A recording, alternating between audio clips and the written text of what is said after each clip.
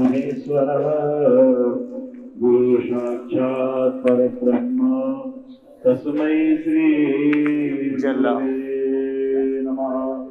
व्यासाय विष्णुरूपाय व्यासरूपाय विष्णवे नमो वै ब्रह्मविदये वासिष्ठाय नमो नमः।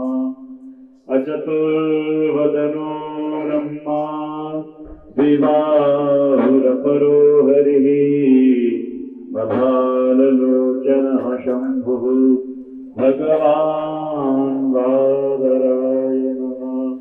अखण्डमण्डलाकारं व्याप्तं येन चराचरं तत्पदं दर्शितं येन तस्मै श्री गुरुवे नमः।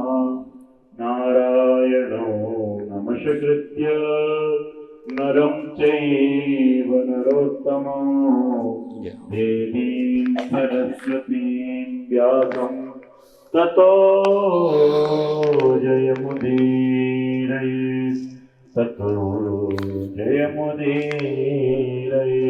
बोले श्री सद्गुरुदेव भगवान कर लेना। जय जय श्री राधे। बस ठीक है उसको मत छेड़ो, वो सही। जय जय श्री राधे श्याम, जय जय श्री राधे श्याम। आप लोग बैठ जाएं, आरती बाद में करेंगे, सब लोग सामूहिक कर लेंगे। हाँ, बाद में पूजा आरती सब कर लेंगे हम लोग। आप हरिओम, इधर से आ जाओ, पीछे से निकल जाओ।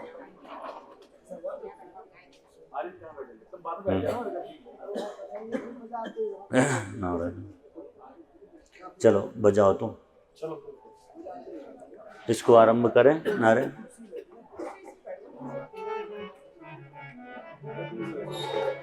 हरि ओम तत्सत्। श्रीमते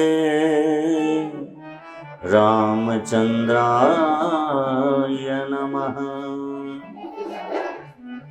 ओम नमः परमहंसाय स्वादित चरण कमल चिन्मकरंदाय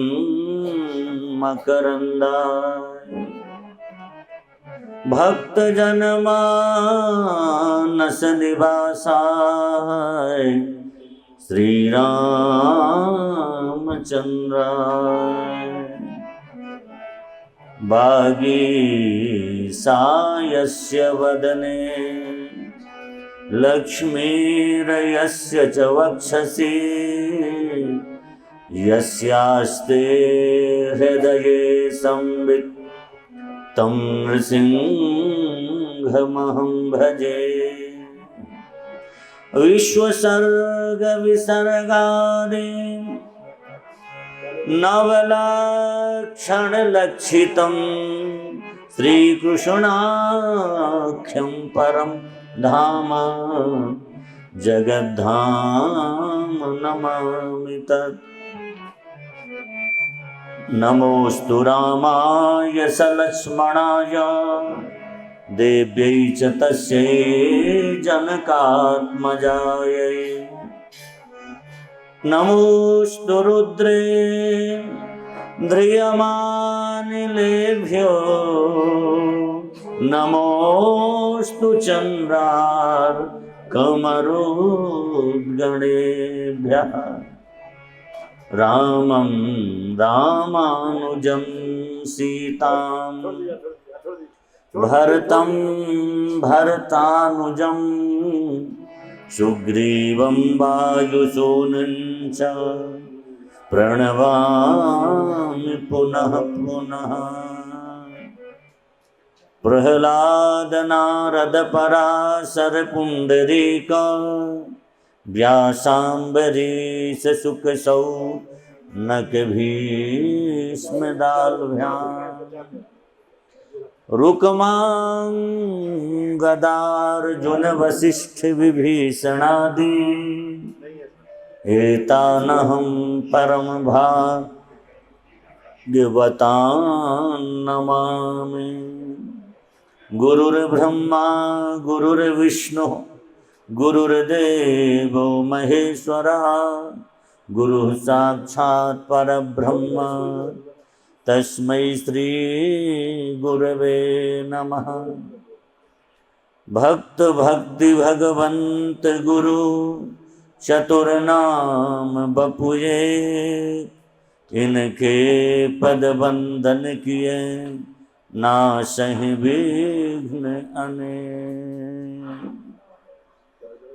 श्री वृंदावन बिहारी लाल की, श्री बांके बिहारी लाल की, श्री अयोध्यानाथ भगवान की, श्री बद्रीनाथ भगवान की, श्री केदारनाथ भगवान की, श्री यमुनोत्री मैया की, श्री गंगोत्री मैया की, श्री व्यास जी महाराज की, श्री सरस्वती गंगा की, श्री गणेश जी महाराज की, श्री हनुमान जी महाराज की, श्री सद्गुरुदेव भगवान की, सब संतन की, सब भक्तन की, सब विप्रन की जय जय श्री राधे, जय जय श्री सीताराम।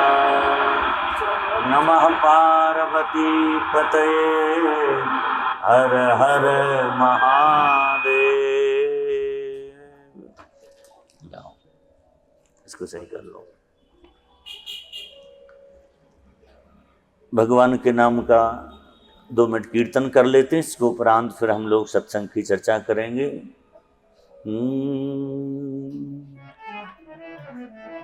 श्री राधे राधे गोविंद गोविंद राधे राधे राधे गोविंद हे श्री राधे राधे गोविंद गोविंद राधे।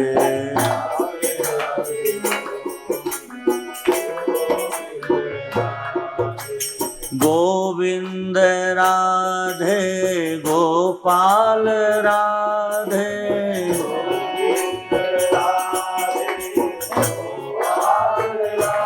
हे गोविंद राधे गोपाल राधे गोविंद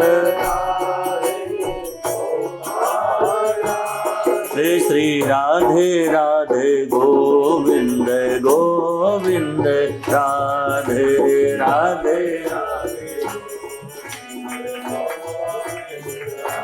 राधे श्री राधे राधे गोविंद गोविंद राधे।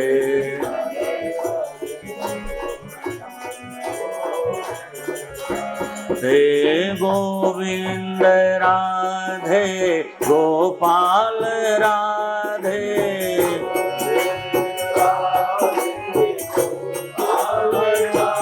हे गोविंद राधे गोपाल राधे गोविंद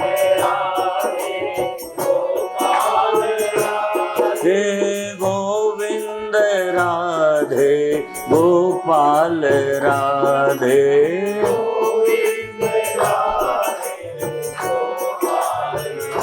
राधे जय राधे राधे गोविंद गोविंद राधे राधे राधे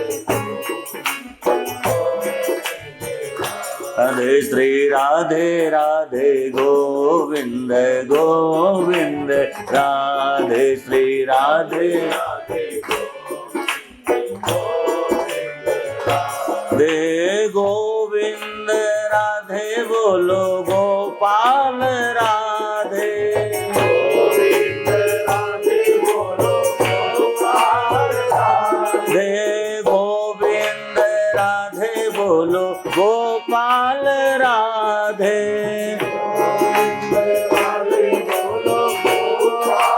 राधे गोविंद राधे बोलो गोपाल राधे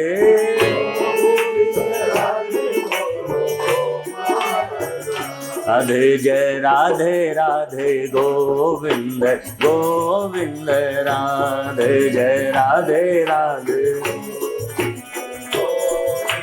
राधे श्री राधे राधे गोविंद गोविंद राधे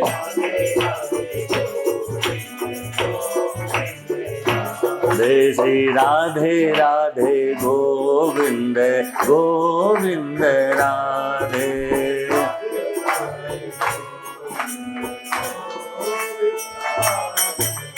श्री राधा गोविंद भगवान की जय जय श्री राधे जय जय श्री सीताराम नमः पार्वती पतये हर हर महादेव।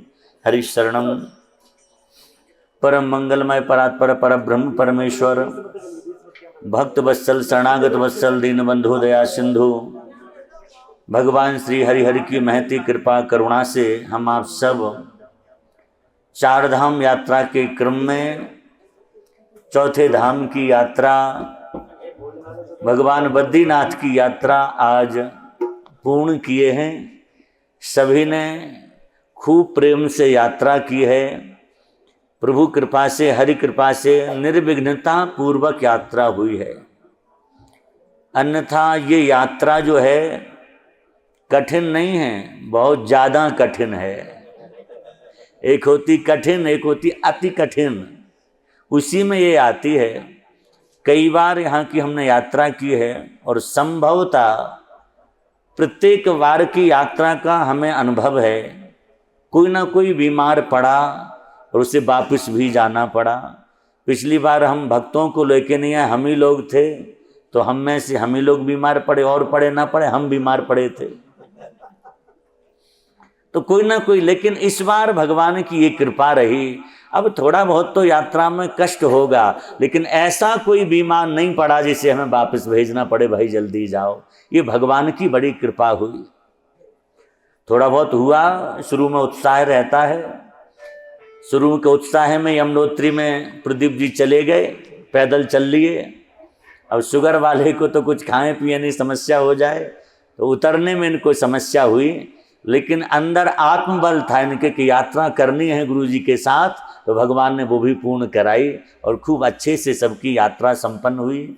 आप अलग अलग प्रांतों से भी लोग आए, सब दिल्ली से अधिक लोग हैं, बाकी हरियाणा से भी हैं पंडित जी, और गुजरात से भी लोग आए हैं, बेंगलोर पूना महाराष्ट्र से भी लोग आए, बेंगलोर की तरफ से भी आए। तो सभी प्रांतों से लोग यहाँ पर आए हैं और सब ने खूब सुखपूर्वक यात्रा की। भगवान बद्रीनाथ ने, केदारनाथ ने, सभी ने बड़ी कृपा की हम सब पर के हम लोग स्वस्थ अपने अपने घर की ओर कल प्रस्थान करेंगे, विजय करेंगे यहाँ से। यही यात्रा का सबसे बड़ा लाभ है। हमारी यात्रा भी विधिवत हो गई और भगवान ने कोई शरीर में ऐसा अधिक कष्ट नहीं दिया कि हम परेशान हो जाएं। थोड़ा बहुत रहा है, उसको सहन करके आप लोगों ने यात्रा को सुखदायी बनाया है। कहीं रुकना पड़ा हम लोगों को प्रायः। अब ये तो यात्रा है और यात्रा में तो जो व्यवस्थाएं हैं उसी में रुकना पड़ता है। फिर भी हम लोगों ने ये विचार रखा कि नियम का पालन हो सके, यात्रा में है, भोजन भी सबको सात्विक मिले, इसका भी विचार रखा गया है। महेंद्र जी से हमने पहले ही कह दिया था, भाई जो व्यवस्थाएं कर रहे हैं उनसे बोलो कि अपने वैष्णव लोग यात्रा करेंगे तो उसका भी ध्यान रखा जाए। तो प्रायः उसका भी ध्यान रहा ही है। सात्विकता पूर्वक हमारी यात्रा हुई, कीर्तन भजन सत्संग करते हुए यात्रा हुई है। और यात्रा का सबसे बड़ा लाभ हम सबको ये मिला, इस यात्रा में हम सबको सत्संग की प्राप्ति हुई है। और सत्संग की प्राप्ति भगवान की प्राप्ति है। हमें ठाकुर जी निरंतर प्राप्त होते रहे हैं। तो उसी यात्रा का कल हमने बद्रीनाथ की महिमा आप सबको बताई यहाँ पर कि कितनी अनंत महिमा है। यहाँ आसपास अनेक तीर्थ हैं। कालक्रम कुछ ऐसा चलता है कि कुछ तीर्थ लुप्त हो जाते हैं। एक समय निश्चित होता है। हमारे शास्त्रों में करोड़ों तीर्थों की महिमा लिखी है, लेकिन कुछ तीर्थ ऐसे हैं कलिकाल आते आते वो लुप्त होने लग जाते हैं। तो ऐसा भी कुछ है, लेकिन फिर भी वो स्थान हैं जहाँ वो थे, उन स्थानों को हम लोगों ने वंदन किया, स्मरण किया है, प्रणाम किया है। इस यात्रा में जो अपना सत्संग चला है, कथा हुई है, तीर्थों की महिमा हुई है, हम लोग तीर्थों में जहाँ पूजन अर्चन किए, जैसे पहले दिन हमारा यमुनोत्री का पड़ाव था, वहाँ ऊपर जाके हम लोगों ने यमुना जी का पूजन चुनरी मनोरथ किया है। तो उन सब की वीडियो भी बनाई गई हैं, कथा की भी वीडियो बनी हैं। तो अब यहाँ नेट की समस्या होती थी तो लाइव नहीं दिखा सके, लेकिन हम लोग नीचे पहुँच कर के इस सारे 7 दिन के प्रोग्राम का अपना जो भी 10 दिन का रहा, 1-1 घंटे का, आध घंटे का, 1.5 घंटे का, जो भी हुआ होगा, उसमें कथा के संग संग उन स्थानों के दर्शन और आप सबकी फोटो मिक्स करके और सब वो लाइव चलाया जाएगा। तो आप लोग घर बैठे भी देखेंगे कि हम लोगों ने कितना आनंद लिया। एक बार पुनः इस धाम की स्मृति आप सबको हो जाएगी। तो वो हम इसलिए कह रहे हैं कि धामों की यात्रा बहुत लोग करते हैं, जब वो उसका प्रसारण हो तो आप तो सुनेंगे, लेकिन उन लोगों तक भी उसको जरूर भेजना, जिससे जो लोग तीर्थ में आते वो तीर्थ की महिमा तो समझ सकें, अधिक लोग उसका लाभ ले सकें तीर्थ यात्रा का। तीर्थ यात्रा कैसे हम सबको करनी चाहिए। तो आज बद्रीनाथ भगवान ने अतिशय कृपा की और अंतिम था यहाँ पर, इसलिए खूब कल भी दर्शन किया, आज भी दर्शन किया। भगवान की कृपा रही, आज भी हम लोग मंदिर में गए, ऐसी कृपा होगी मंदिर खाली मिल गया। उस समय बड़ी भीड़ दिख रही थी, पर अंदर खूब अंदर तक खड़े रहे, बैठे रहे, और भगवान ने कृपा करके ठीक से पूजन अर्चन का दर्शन करवाया है। अब हम लोग यहाँ से प्रातःकाल निकलना है, सूचना आपको मिल गई है। आज की एक विशेष तिथि है, उसका हम स्मरण कर रहे हैं, इसलिए ऋषि पंचमी तिथि है। आज पूज्य चरण हमारे गुरुदेव भगवान का प्राकट्य महोत्सव है। आज गुरुदेव का जन्मोत्सव है। भारतवर्ष में सनातन संस्कृति को जानने वाले लोग जहाँ जहाँ तक रहते हैं वो पूज्य गुरुदेव से निश्चित रूप से परिचित हैं। आज वर्तमान काल में जो गौ सेवा के लिए लोग अग्रसर हुए हैं, गौ सेवा करने की जो भावना लोगों में जागृत हुई है, उसमें अगर हम ये बात कहेंगे मूल में पूज्य हमारे गुरुदेव की वाणी है तो अतिशयोक्ति नहीं होगी। प्राचीन काल से वैदिक परंपरा से लोग गौ सेवा करते आए हैं, लेकिन बीच में कुछ शिथिलता आई थी, लोग गौ सेवा से विमुख हो गए थे। लेकिन पूज्य गुरुदेव की वाणी ने वो क्रांति लाई है कि आज जन जन में जो गौ सेवा के संस्कार आए हैं वो पूज्य गुरुदेव की वाणी से आए हैं।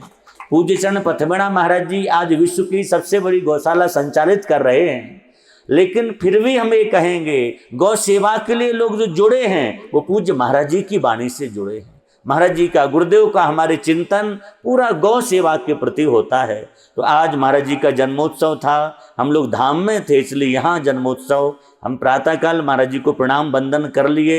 बद्रीनाथ भगवान में भी महाराज जी की ओर से प्रणाम वंदन और जो कुछ करना था वो सब हो ही गया था, पर लगा कि यहाँ आप लोग भी गुरुदेव के उत्सव में सम्मिलित हो जाएं।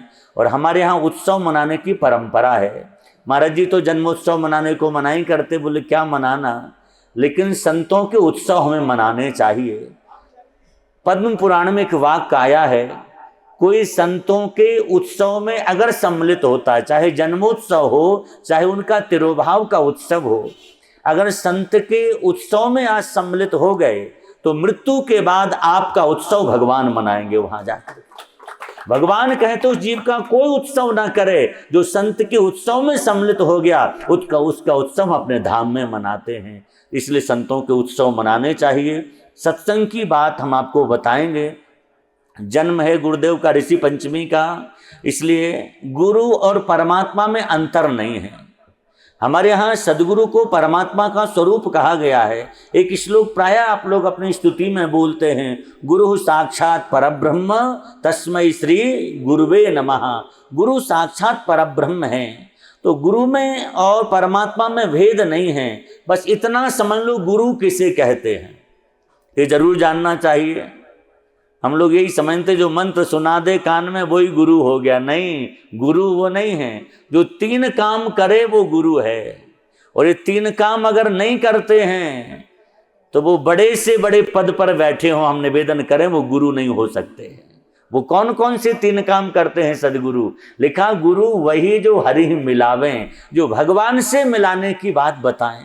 भगवान से मिलाने का तात्पर्य जो भक्ति मार्ग पर हमें चलने के लिए रास्ता दिखाएं, ऐसे पूजा करो, ऐसे जप करो, ऐसे अर्चन करो, ये सब बातें जो बताए वो सदगुरु हैं। गुरु वही जो हरिह मिलावे, गुरु वही जो विपिन बसावे। विपिन का तात्पर्य तीर्थों में, धामों में हमारा निवास करा दे, वहाँ की यात्रा कराए, वहाँ के दर्शन कराए, वो सदगुरु होते हैं। और तीसरी बोले गुरु वही जो संत सेवावे, जो संतों की सेवा में लगा दे, वो सदगुरु हैं। और ये तीन काम नहीं करते, बोले इन करनी बिन गुरु न कहावे।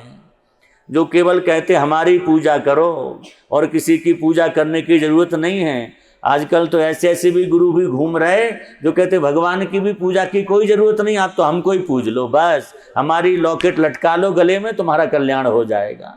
और यहाँ तक दावा कर देते आपके लिए स्वर्ग में कमरा बुक करा देंगे, हम सीधे वहीं जाओगे। ऐसा होने लग जाए तो स्वर्ग से भी इंद्र वहां से कुछ ना कुछ लेटर लिख के भेजेंगे, भैया बुकिंग पूरी हो गया, अब मत भेजना है आप। हमारे यहाँ निवेदन करें, व्यक्ति का कल्याण खुद के कर्म से ही होता है। गोस्वामी तुलसीदास जी के वाक्य कहते, उसको याद रखना चाहिए। गोस्वामी तुलसीदास जी कह रहे, वारी मथे घृत होय वरु सिकता ते वरु तेल, पर विन हरि भजन न भव तरिये, यह सिद्धांत अपेल। भक्ति खुद करनी पड़ेगी, किसी के करने से आपको नहीं मिल जाएगी। जो करेगा भक्ति वही लाभ पाएगा उसका। इसलिए भक्ति करना जो बताएं वो सदगुरु हैं। तो हम जो भी कुछ बोल पाते हैं, जो भी कुछ बताते हैं, हम सच कहें हमारी कोई योग्यता नहीं, जो कुछ है गुरुदेव का कृपा प्रसाद है, उनकी कृपा से ही बोलते हैं। और सदगुरु की कृपा कैसी होती है, हम प्रायः कहते उसे देखा नहीं जाता है। गुरु कृपा का हमेशा अनुभव करना चाहिए। जो गुरु कृपा का अनुभव करेगा, जीवन में बड़ी से बड़ी परेशानी ऐसे निकल जाएगी, उसे पता नहीं लगेगा। बस गुरु के आश्रित हो जाइए आप। जरूरी नहीं होता कि जिससे मंत्र लो वो ही गुरु हो। तात्पर्य है जिसके विचार हमें ठीक लगें, उस मार्ग पर हम चलें, मन से जिसे मान लो वो सदगुरु होता है। अब मंत्र ले लिया, मन से स्वीकार नहीं किया, तो ऐसे गुरु बनाने से कोई लाभ नहीं है। सदगुरु के चरणों में अपने हृदय की बात रखिए। कुछ समस्या हो भक्ति मार्ग में, वो जरूर पूछना चाहिए। तो ऐसे सदगुरु का आज प्राकट महोत्सव है हमारे पूज्य गुरुदेव भगवान का। तो आइए हम एक बधाई गुरु जी के उत्सव के रूप में भगवान की बधाई गा लेते हैं। गुरु भगवान में अंतर नहीं। इसके बाद थोड़ी देर सत्संग करेंगे, और सत्संग में भी आप लोगों को आज जो सुनना हो आप बताएंगे, हम वो सुना देंगे। जिसके मन की कोई जिज्ञासा भी होती है, अगर वैसा भी है तो बद्रीनाथ धाम में बैठे, उसका भी समाधान आज हम यहाँ पर करेंगे। पहले बधाई का आनंद हम लोग ले लें, गुरुदेव की बधाई गा लेते हैं, भगवान की बधाई का आनंद लेते हैं। श्री सद्गुरुदेव भगवान की जय।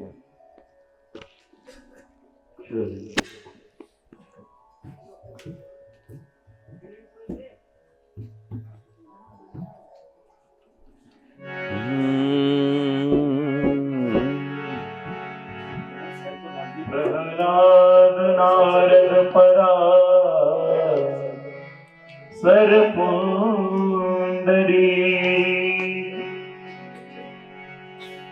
व्यासा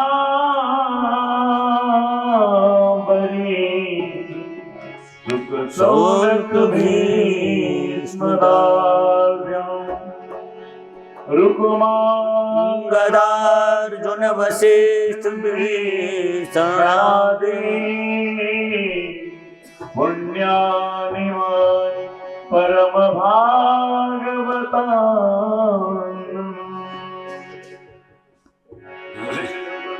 भगवान की हो बाजे बाजे रे बधाई मैया तोरे अंगना, हो बाजे बाजे रे बधाई मैया तोरे अंगना, हो मैया तोरे अंगना, तोरा तोरे अंगना, मैया तोरे अंगना, तोरा तोरे अंगना, हो बाजे बाजे रे बधाई मैया तोरे अंगना, हो बाजे बाजे रे बधाई मैया तोरे अंगना, हो बड़ो अनोखो तेने लाला जायो, बड़ो अनोखो तेने लाला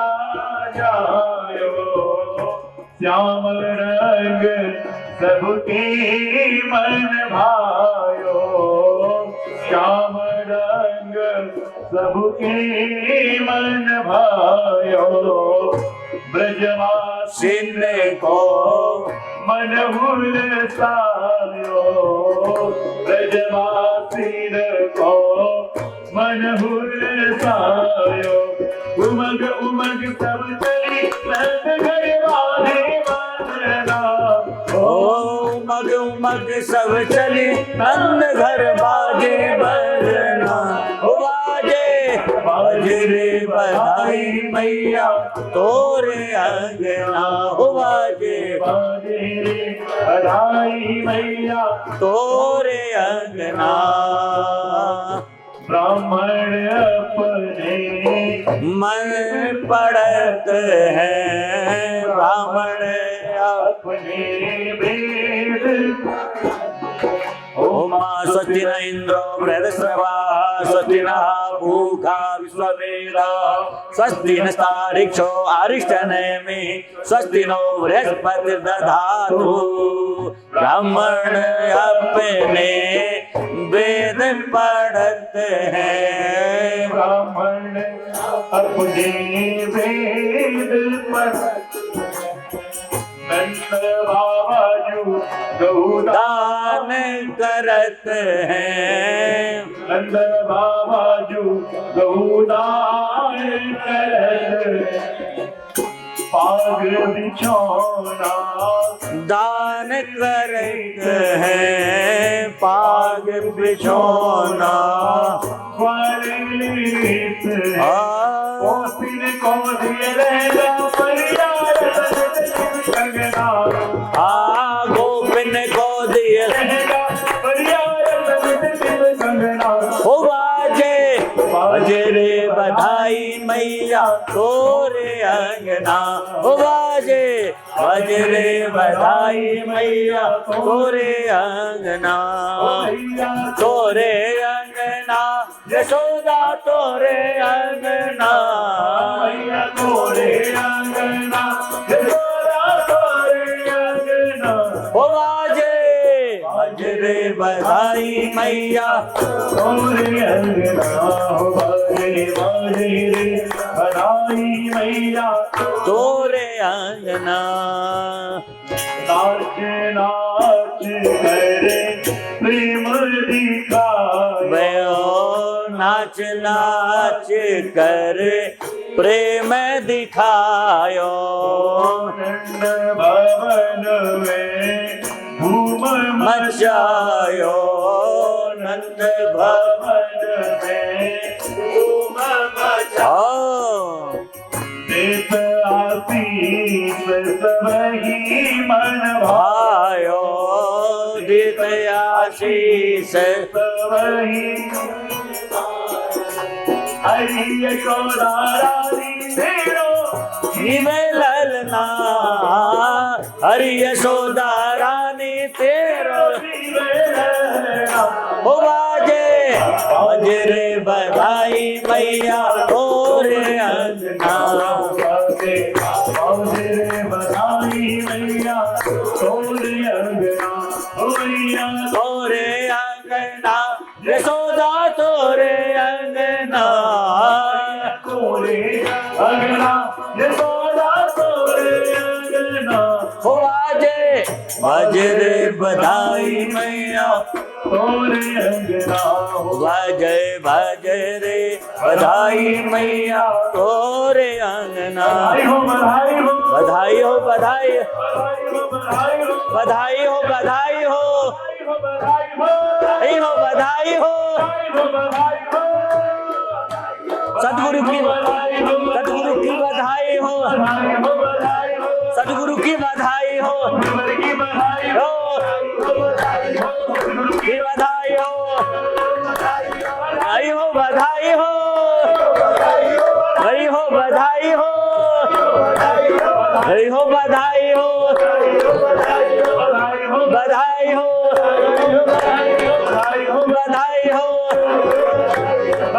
हो बधाई हो, जय हो, बधाई हो, बधाई हो, सतगुरु बधाई हो, बधाई हो, बधाई बधाई हो, हो, बधाई हो, बधाई हो। जय हो गुरुदेव के प्राकट्य की सबको बधाई हो। अब सब लोग आसन ग्रहण करें। हाँ बिल्कुल संग में बैठे। हम लोगों ने गुरुदेव का बधाई उत्सव भी यहाँ स्मरण कर लिया है। अब हम लोग सत्संग का क्रम जारी रखेंगे। विविध इन दिनों में जो भी हम लोगों ने सत्संग किया, आवाज कम, इसकी आवाज कम। इन दिनों में जो भी हमारा सत्संग हुआ, उस सत्संग में तीर्थों की महिमा, धाम की महिमा, जिस धाम में हम रहे उसकी महिमा श्रवण की है। अब धाम यात्रा पूर्ण हो गई है, अपितु धामों की महिमा अनंत है। हम इसके आगे ज़्यादा बताएंगे नहीं। आप कहेंगे महाराज अब तो चलना है, नहीं मन में रहेगा। ये दर्शन तो हमारे रह ही गए हैं, बाकी फिर कभी यात्रा करेंगे। अथवा आप लोग वैसे भी कभी आएँ और जानकारी चाहिए हो तो आप लोग सूचना ले लिया करें, हम वहाँ की महिमा वैसे भी बता देंगे आपको। तो अभी हमको प्रस्थान करना। आज सत्संग की कुछ चर्चा हम लोग करेंगे। आप लोग दूर दूर से सब आए हैं, किसी के मन में कोई जिज्ञासा हो सत्संग संबंधी, भक्ति संबंधी अथवा और भी कोई, तो आप लोग भी पूछें, उस पर सत्संग आज हो जाएगा, ज़्यादा अच्छा रहेगा। हाँ वो तो हमारा मन था ही, आप इतना श्रम करके आए हैं। और अपितु हम जहाँ भी जाते हैं ऐसे ही कह दे चलो कर लो, लेकिन हमने बार बार उन पंडित जी से प्रार्थना की थी। आप सब देख रहे थे कि महाराज हमारी प्रार्थना है आप जो भी कराएं वो विद्वान होने चाहिए, और भारतीय परिधान में कराना। यहाँ के पंडित लोग धोती नहीं पहनते हैं, पर हमारे कहने से उन्होंने वो भी किया। और वो हाँ भले ही ऊपर से पर उन्होंने पहना, और वो योग्य थे, विद्वान थे, इसमें कोई संदेह नहीं है। हमने और लोगों से भी जानकारी ली, अच्छे पंडित जी, उन्होंने विधिवत पिंडदान भी आप सबका कराया। सबके पूर्वज भी प्रसन्न हो गए हैं, इसलिए पूर्वज प्रसन्न हो गए तो अब आप लोगों के घरों में अपितु प्रसन्नता थी ही, लेकिन फिर भी जो कुछ ऊंचा नीचा कभी होता था, आप इस यात्रा से अब घर जब जाएंगे आप देखिएगा घर के प्रत्येक सदस्य का व्यवहार एकदम बराबर होगा, अच्छा होगा, सबके घर में खुशहाली आएगी। इस यात्रा से हम निवेदन करें, आज हम बद्रीनाथ में बैठे हुए हैं, यात्रा की है, पूर्ण हो रही यात्रा, प्रातःकाल चलना है बद्रीनाथ। भगवान से आज मन में इच्छा करके चलिए कि भगवान ये कमी और है अभी, ये भी पूरी कर दीजिए। हम निवेदन आपसे करें, वर्ष भर नहीं बीतेगा, भगवान बद्रीनाथ कृपा करेंगे और वो भी कमी पूर्ण कर देंगे भगवान। क्योंकि हमारी यात्रा बड़े सात्विक ढंग से हुई है, जिस तरह से तीर्थ यात्रा करनी चाहिए हमने उस तरह से की है, और इसका लाभ वही होगा जो चाहोगे वो प्राप्त आपको हो जाएगा। तो भगवान कृपा जरूर करेंगे आप सब पर। हमारी यही प्रार्थना रही पूरी यात्रा में, इतने लोग आए हैं, ये स्वस्थ रहें और बाद में भी ये सब प्रसन्न होकर घर में जाएं। जिसके पास जो कमी है भगवान सबकी झोली भरना और सबको आनंदित करना। अपने तो अपने लिए कुछ मांगना नहीं होता है, हमको चाहिए क्या, घर द्वार परिवार सब छोड़ा ही है तो क्या मांगना है। अपने तो भगवान से कहते बस आपके चरणों में प्रेम रहे, जो देना है इन सबको दे दो। क्योंकि अब हमारा परिवार जहाँ जन्म हुए वो नहीं है, सारा विश्व हमारा अपना परिवार, जो हमसे जुड़े हैं वो हमारे अपने हैं। तो सबके लिए तो भगवान से कहा ही जा सकता है, और भगवान सुनते भी हैं, ऐसा नहीं है हम जब प्रार्थना करें वो ना सुने, ये तो संभव हो ही नहीं सकता है। ठाकुर जी सुनते हैं, तो सबके लिए भगवान से हमने प्रार्थना कर दी है। अब कोई जिज्ञासा मन में है तो आप लोग बताएं, माताएं बहनें पुरुष सब लोग बैठे हैं, सब बताइए।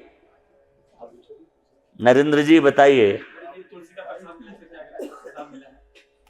जो प्रसाद मिला है तुलसी की माला, यहाँ पर यही तुलसी चढ़ती है, तो उसको या तो किसी वृक्ष के जो पवित्र वृक्ष होते उसकी जड़ में उसको विसर्जित कर दिया जाता, या फिर बहते हुए जल में विसर्जित करना चाहिए। थोड़ा सा गड्ढा खोद के कर दें तो उसकी खाद जैसी बन जाती, वृक्ष के लिए वो ठीक हो जाती। तो किसी पौधे में रख दें, धीरे धीरे उसकी खाद जैसी बन जाएगी और पौधे को पोषण मिल जाता है। इधर उधर नहीं फेंकने चाहिए।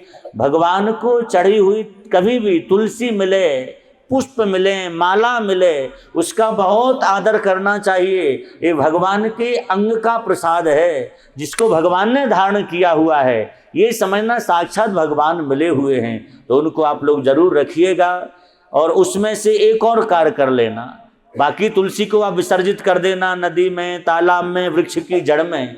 उसका 1-2 पत्र जो भी हों वो अपने पास आप जरूर रखना, किसी लाल वस्त्र में या पीले वस्त्र में रख करके उस जगह रखना जहां आप अपना कुछ लॉकर में रखते हो ना, वहां रखना। ये भगवान की लक्ष्मी है, ये जहां रहेंगी वहां कभी लक्ष्मी की कमी नहीं आएगी। उसी जगह इनको विराजमान करना चाहिए। उपाय ये है, पहले उसको सुखा लें, क्योंकि गीला रहेगा पत्ता तो फिर उसमें ऐसा हो जाएगा, सूख जाए, फिर किसी वस्त्र में रख करके उसको रखिएगा तो महालक्ष्मी की कृपा भी मिलेगी, भगवान की प्रिया साथ में रहेंगी उस जगह में। तो ऐसा भी आप कर सकते हैं। उसके घर जाने के बाद ही करेंगे तो हाँ बोलिए।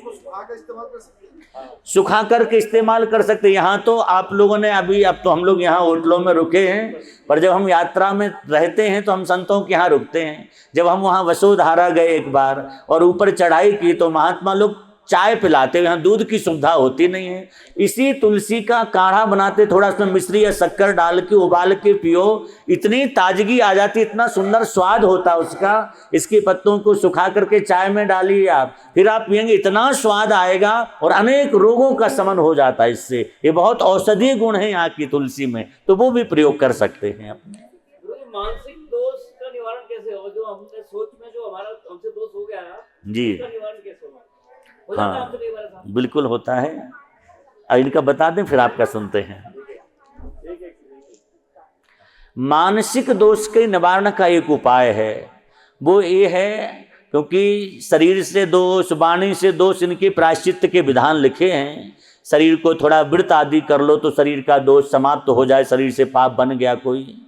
वाणी के दोष को कीर्तन करते, पर मानसिक जो मन में आ जाता, कई बार मन तो मन है, ये मन इतना विलक्षण है, आप भले ही यहाँ बैठे हो, मन पता नहीं कहाँ चला जाए, बैठे बैठे घुमाता है।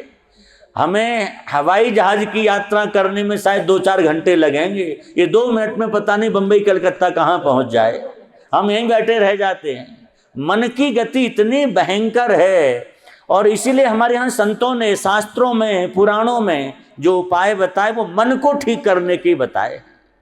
किसी ने कहा मन को पकड़ लो, किसी ने कहा मन को बांध लो।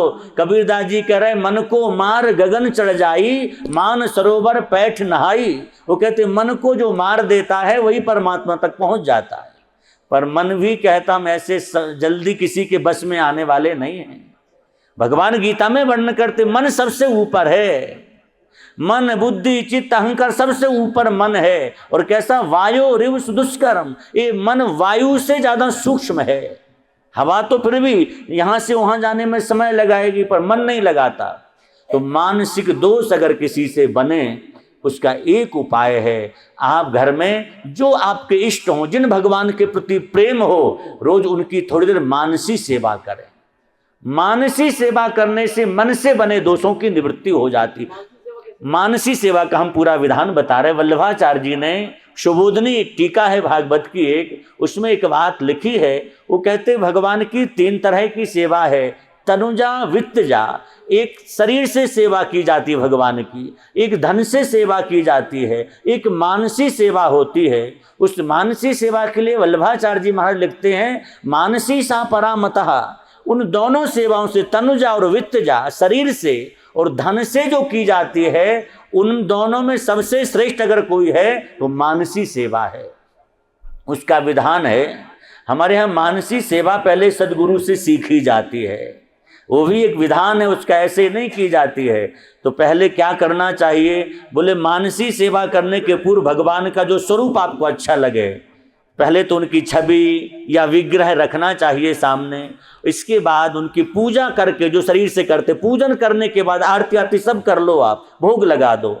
और इसके बाद आप ध्यान में बैठे, आंख बंद कर लें, थोड़ी देर को उनका ही ध्यान करें। बीच बीच में अगर ध्यान मन कहीं और जाए तो हम निवेदन करें आंख खोल लीजिए। कई बार ध्यान करने लोग बैठते, आंख बंद कर ली और वो ध्यान तो कहीं और ही चला जाता है, मन कहीं और जाता। और मन कहीं और चला गया तो आपकी वो पूजा नहीं हुई। इसलिए अगर ध्यान भटके तो आंख खोल करके करिए। उस समय भावना ये करनी है।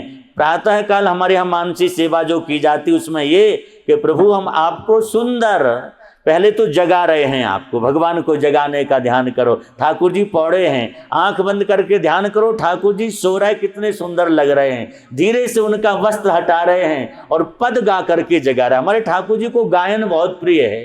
ठाकुर जी बिना गाए न जगते हैं न सोते हैं। इन्हें जगाना हो तो भी गाया जाता, गाओगे तो ही जगेंगे। ब्रज में आप देखिए हमारे ठाकुर जी को मैया जगाती, सवेरे सवेरे मैया कहती है कि मोहन प्यारे जागो। जगो क्यों? बोले ग्वाल सखा सब खड़े खेलने के लिए बुला रहे, आप उठ जाओ। तो ठाकुर जी उठते हैं। सोना होता तो मैया गा करके सुलाती है। यहाँ तक भोजन भी करना हो तो ठाकुर जी कहते मैया ऐसे भूख ना लगे, कोई पद सुना, गा करके सुनाओ। इन्हें गा के सुनाओ तो बढ़िया से पाते हैं। तो ठाकुर जी को जगाओ। आपको कोई पद आता हो, भगवान की कृपा से आप तो गाते भी हैं बढ़िया, बस में हमको भी सुनाते आए आप लोग, महेंद्र जी आप लोग खूब बढ़िया बढ़िया सुनाए हैं। ठाकुर जी को बढ़िया मानसी भाव में पद गाएं। प्रातः काल की वेला में भैरव राग में भगवान को जो जगाया जाए। हमारे यहाँ राग हैं, वो रागों का इतना महत्व है। संगीत भी हमारे यहाँ शास्त्रीय है, शास्त्र से चलता है। उस भाव से आप जगाएंगे सुबह सुबह, ठाकुर जी तक वो बात पहुँचती है कि ठाकुर जी जगाएं। जब जग जाएं तो उनको बिठा करके उनके स्नान की व्यवस्था कर रहे, सुंदर पात्र में उनको बिठा के स्नान गंगा जल से, तीर्थों के जल से करा रहे, ऐसा भाव रखना। इसके बाद स्नान करा के बढ़िया से वस्त्र से उनको पहुँच के फिर सुंदर इत्र की मालिश कर रहे, मानसी में भाव करें। इत्र की सुगंधित द्रव्य भगवान को जरूर लगाना चाहिए। आप लोगों के घर में ठाकुर जी हों, चाहे शिव जी हों, चाहे सालिग्राम हो, चाहे लड्डू गोपाल हो, कोई हो, उन्हें इत्र जरूर लगाना चाहिए। 2-3 चीजें भगवान की पूजा में जरूर चढ़ाना आप लोग। एक तो पुष्प, दूसरा इत्र, तीसरा धूप और चौथी आरती और 5वां भोग। ये 5 चीजें जरूर करना। वैसे तो 16 उपचार हैं पूजा के, 16 तरह से पूजा करनी चाहिए। आप 16 तरह से नहीं कर सकते तो 5 उपचार जरूर हैं। धूप देने से क्या मिलता है, दीपक जलाने से क्या मिलता है, भोग लगाने से क्या होता है, हम पूर्व की कथाओं में बड़े विस्तार से इस बात को बताए हुए हैं। तो भगवान को इत्र जरूर लगाओ। जब सुगंधी कोई लगाता है भगवान को तो भगवान कहते वो सुगंधी मुझे लगाता, इत्र हमें लगाता, और उसका यश चारों ओर फैलता है, उसकी अपकीर्ति नहीं, उसके यश फैलेगा। पुष्प चढ़ाते हैं तो भगवान हमारे अंदर बहुत सुगंधी देते, भगवान हमारे अंदर शीतलता देते, हमारे अंदर शांति देते हैं। तो भगवान को इत्र लगाएं। इसके बाद भगवान को चंदन लगा रहे, बढ़िया से चंदन लगाना चाहिए। चंदन लगाने के बाद पूरा श्रृंगार उनका करें, वस्त्र पहना रहे, ये मानसी में भावना करते जाइए। करते करते इसके बाद में फिर ठाकुर जी को बढ़िया भोग लगा रहे। भोग में कंजूसी नहीं करनी चाहिए, वैसे कर भी लो पर मानसी में तो मत करो, बढ़िया बढ़िया पवाओ ठाकुर जी को।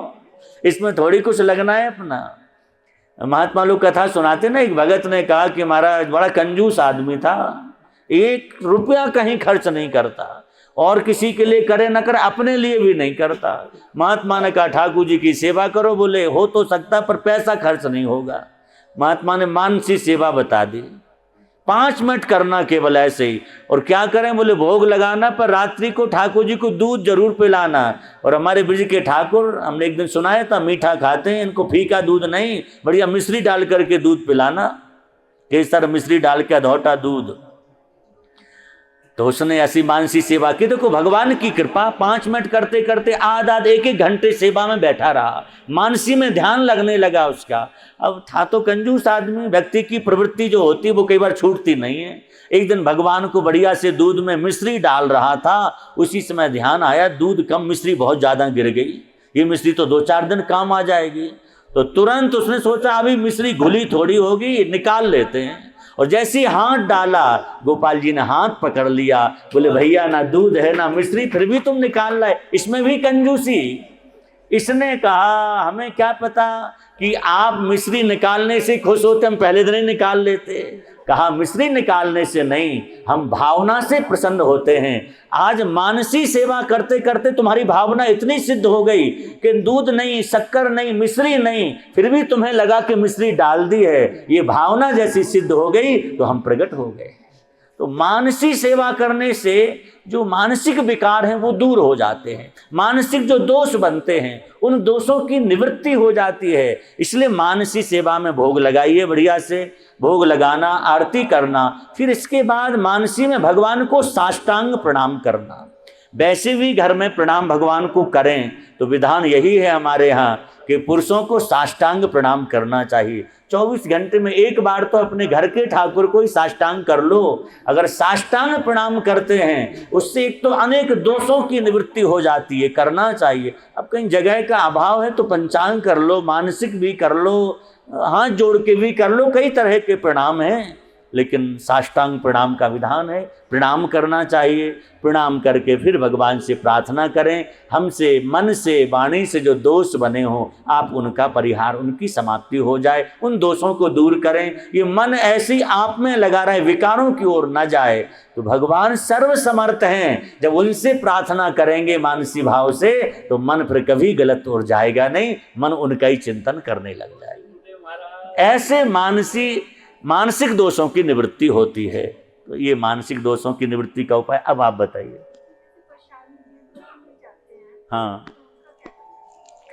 प्रसाद में जो वस्तु मिले उसे तो पाना ही चाहिए। विल्वपत्र मिले, तुलसी मिले तो जितना आप पा सकते उतना पा लेना चाहिए, और जो नहीं पा सके उसे पवित्र स्थान पर कहीं विसर्जित करना चाहिए, ये विचार रखना चाहिए। विल्वपत्र तुलसी तो पाई जा सकती है, आप पा भी सकते हैं, पर उसका विधान है ऐसे विल्वपत्र तुलसी को चबा चबा के दांतों से नहीं खाना चाहिए, दोष है। आप मुख में रख लें, जब नरम हो जाए तो फिर उसको अंदर ले जाना चाहिए। उस तरह से थोड़ी देर रखे रहेंगे तो घुल जाता अपने आप, वो जिह्वा से उसको घुमाते रहेंगे तो ऐसे वो अंदर जाएगा। भगवान का प्रसाद स्वाद लेकर के पाना चाहिए, अच्छे से आनंदित हो करके, उसका लाभ भी मिलता है। तो ये करना चाहिए। आज प्रसाद के अंदर हल्दी आई है, वाह वाह, कपड़े के अंदर मंदिर से मिली के अंदर से, वाह। यहाँ बद्रीनाथ भगवान के यहाँ केसर, हल्दी, दाल, ये चीज़ों को चढ़ाया जाता है। चंदन में केसर मिक्स करते हैं, यहाँ हल्दी का भी प्रयोग बहुत होता है। उसमें औषधि गुण तो है ही हैं, साथ साथ में रोगों को निवृत्त करती ही है, पर हल्दी को बड़ा पवित्र माना गया। हमारे यहाँ पुराणों में जहाँ कहीं लिखा है कि देवता प्रसन्न हुए तो प्रसन्न होकर के चूर्ण लाजा, वो क्या करते, चूर्ण जो बरसाते हैं वो हल्दी का चूर्ण बरसाते हैं। ये भगवान की प्रसन्नता का प्रतीक है। अगर जब देवता किसी पर प्रसन्न हुए भगवान के किसी कार्य पर तो वो हल्दी के चूर्ण की वर्षा करते, पिसी हुई हल्दी की ही वर्षा होती है।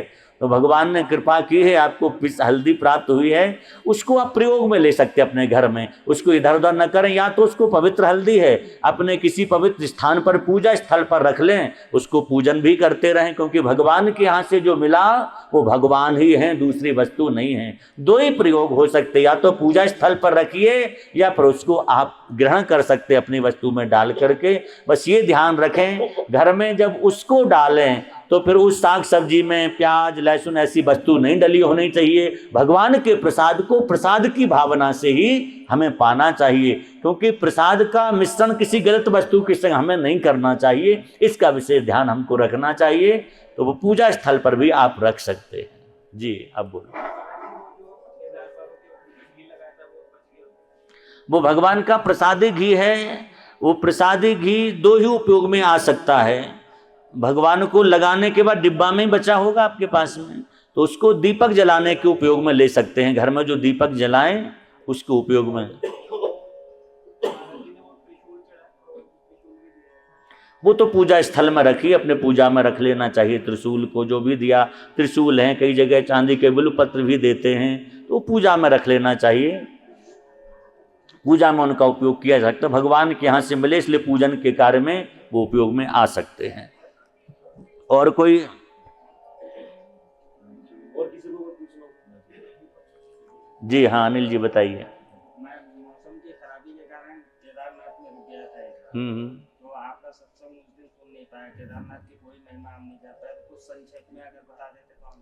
वो आप नहीं सुन पाए पर आप तक पहुंच जाएगा। हम नीचे पहुंचते ही उसको आपके अपने ग्रुप में भेजेंगे, पूरा लाइव चलेगा, जो जो जहाँ जहाँ का हो एक दिन का, तो वो तो आप सुन लेंगे, क्योंकि वो पूरा सुनाने के लिए तो वो उसी तरह से पूरा सुनाए तो समझ में आएगा। अब तो आप दर्शन कराए, केदारनाथ की पूरी महिमा हमने बताई है, आप तक पहुंच जाएगी। आप आराम से बढ़िया सुनना और लोगों को भी सुनवाना, इससे और सबको भी वो लाभ मिल सके, तो ये करना चाहिए। और कुछ जी कहिए।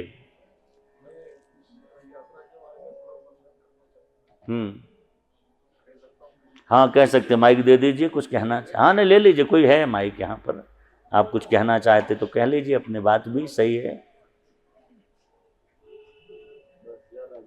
बस इतने में हो जाएगा,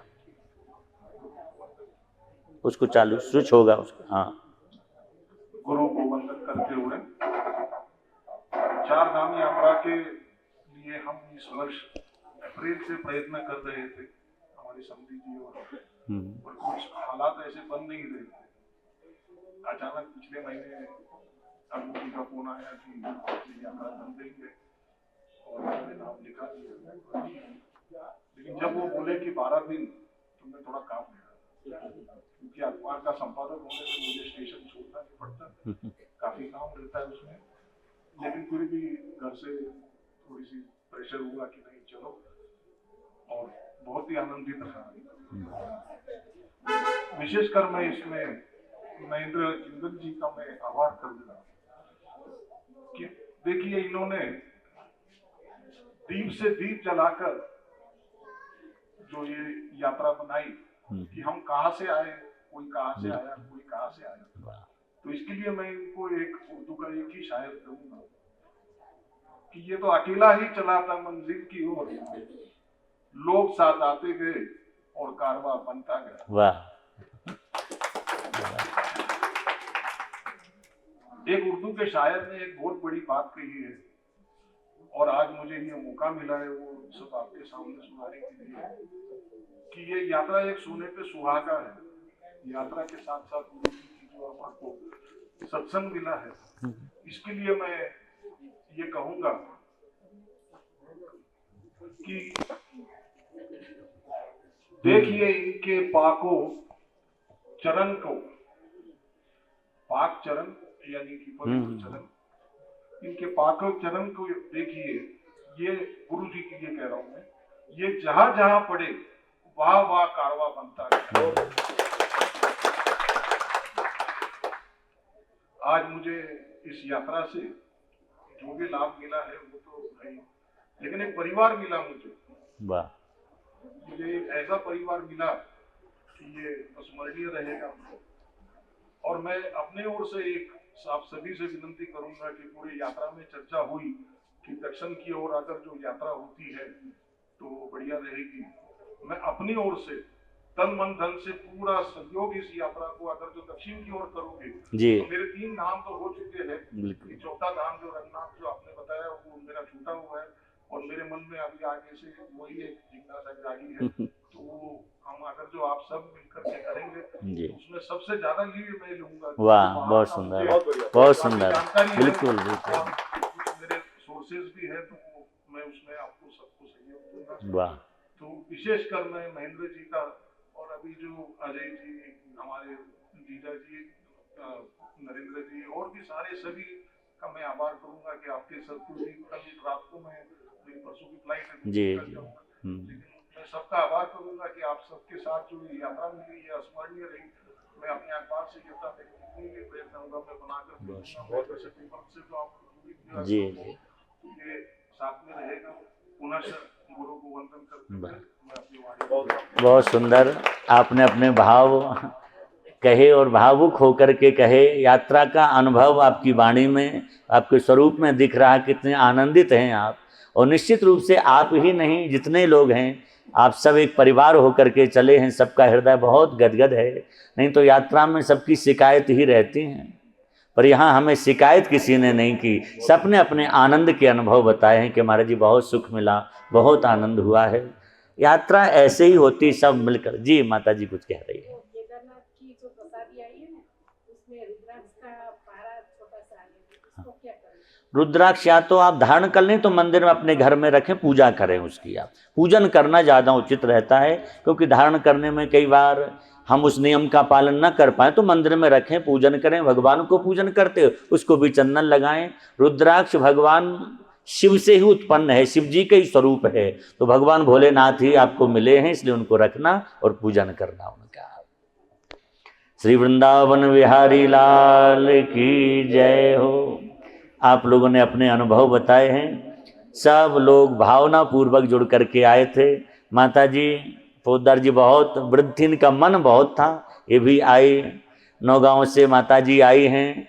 इनको घबरा रही थी कि महाराज जी हम तो चल भी नहीं सकते, कैसे होगा। हमने कि आप चलो, हम सबसे यही कहते थे, हम आप लोगों के साथ हैं और साथ ही चलेंगे, और पूरा प्रयास किया कि आप सबका हम साथ दें।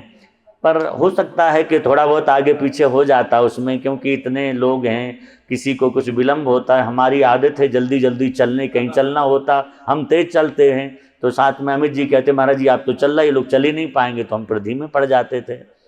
फिर भी हमने व्यवस्था की दृष्टि से जो सोचा था, आपकी यात्रा मंगलमयी हो, सभी जगह वो व्यवस्था कराई, पूजन की, अर्चन की, सारी पूजा अर्चना आपकी हुई है ठीक से, दर्शन भी बहुत अच्छे हुए। आप मई जून में आते तो शायद बद्रीनाथ भगवान का जैसा दर्शन अब हुआ आपको नहीं हो सकता।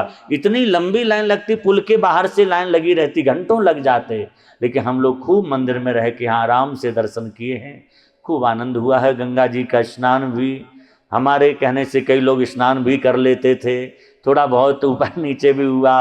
विष्णु प्रयाग में स्नान किया, कई माताओं ने भी गोता लगा लिए वहाँ जा कर के, तो सबका भाव बना।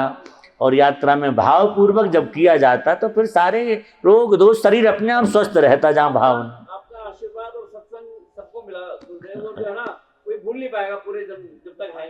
आपके आशीर्वाद से सुबह ब्रह्म मुहूर्त में गए थे। हाँ, आप लोग अभिषेक भी दर्शन कर लिए भगवान के, भगवान की कृपा से पूरा आपके आशीर्वाद से बड़ा सुंदर, बहुत सुंदर अभिषेक का होता ही है। वो तो प्रातःकाल बैठ जाओ, आपको पूरा अभिषेक के दर्शन वहाँ के बारे में बताते हैं, वहाँ के धर्माचार्य जो होते हैं।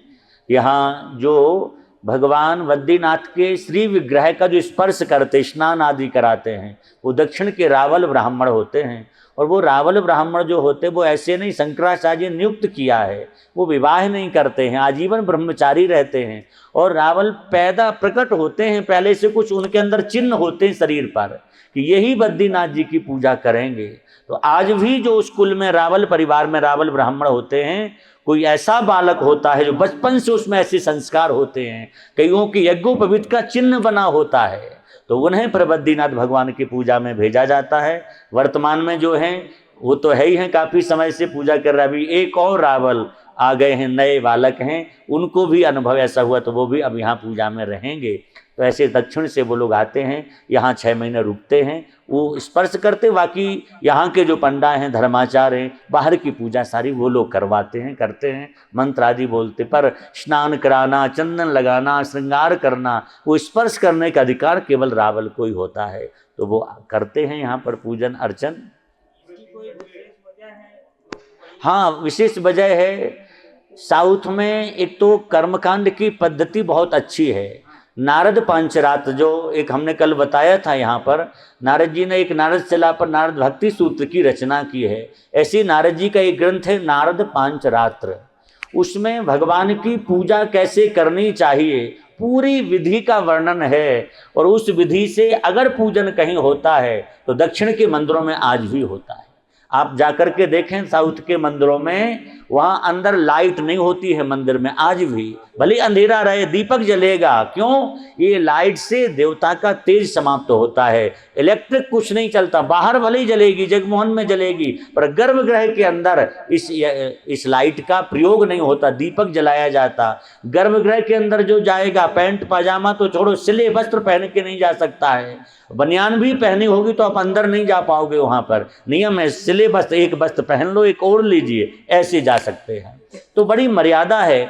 भगवान की पूजा में कितनी कटोरी पात्र रखने हैं, भोजन के बाद आचमन का जल किस कटोरी में गिराना चाहिए, स्नान के बाद आचमन का जल किस कटोरी में गिराना चाहिए, ये हम लोगों को उतना ज्ञान नहीं। पर दक्षिण में आज भी नारद पांचरात्र के क्रम से पूजन होता है और शंकराचार्य भगवान दक्षिण में ही प्रकट हुए हैं, तो उन्हें वो पता था कि ये लोग ही विधिवत पूजन कर सकेंगे। और हम निवेदन करें, जहां मूर्ति का विधिवत पूजन होता है उस मूर्ति में एक दिव्य तेज आ जाता है। ऐसा हमारे यहाँ कहा गया है, देवानाम तो सामर्थ्यम अर्चकस्य तपोबलात्।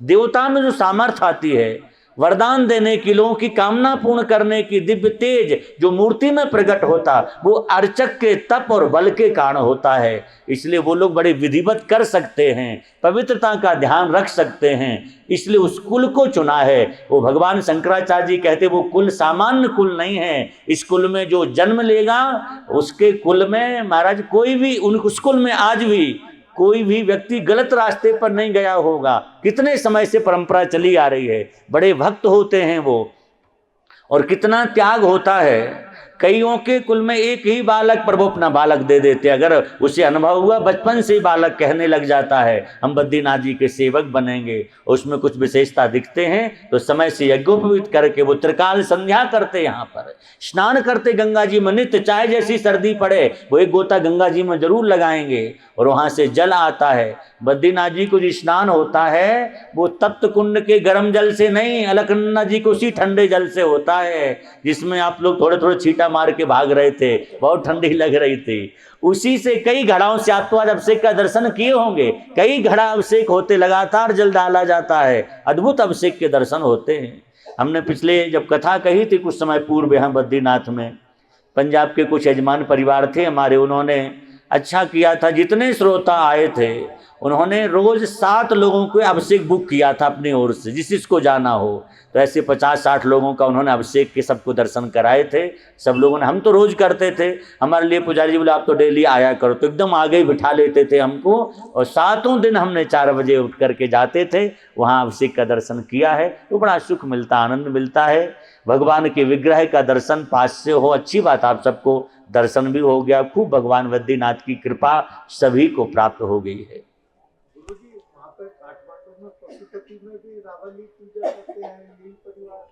हाँ, वहाँ भी ऐसा विधान है, क्योंकि एक ही स्वरूप है, उनको भी रावल जी कहते, वो यही परिवार होता है, क्योंकि ये तो केदारनाथ बाबा ही है ना, वो तो अलग नहीं है, तो उनका पूर्ण परिवार जो होगा वो वही करेंगे, उसी परिवार के वहाँ भी पूजन अर्चन करते हैं।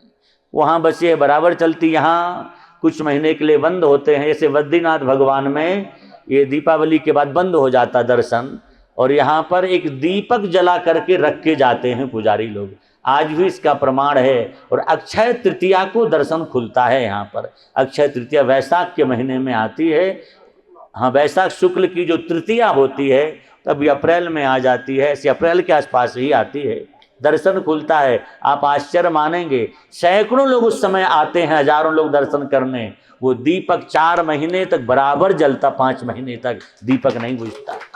जहाँ पूरा मंदिर बर्फ से ढका होता है, अब कौन उसमें घी तेल डालता है?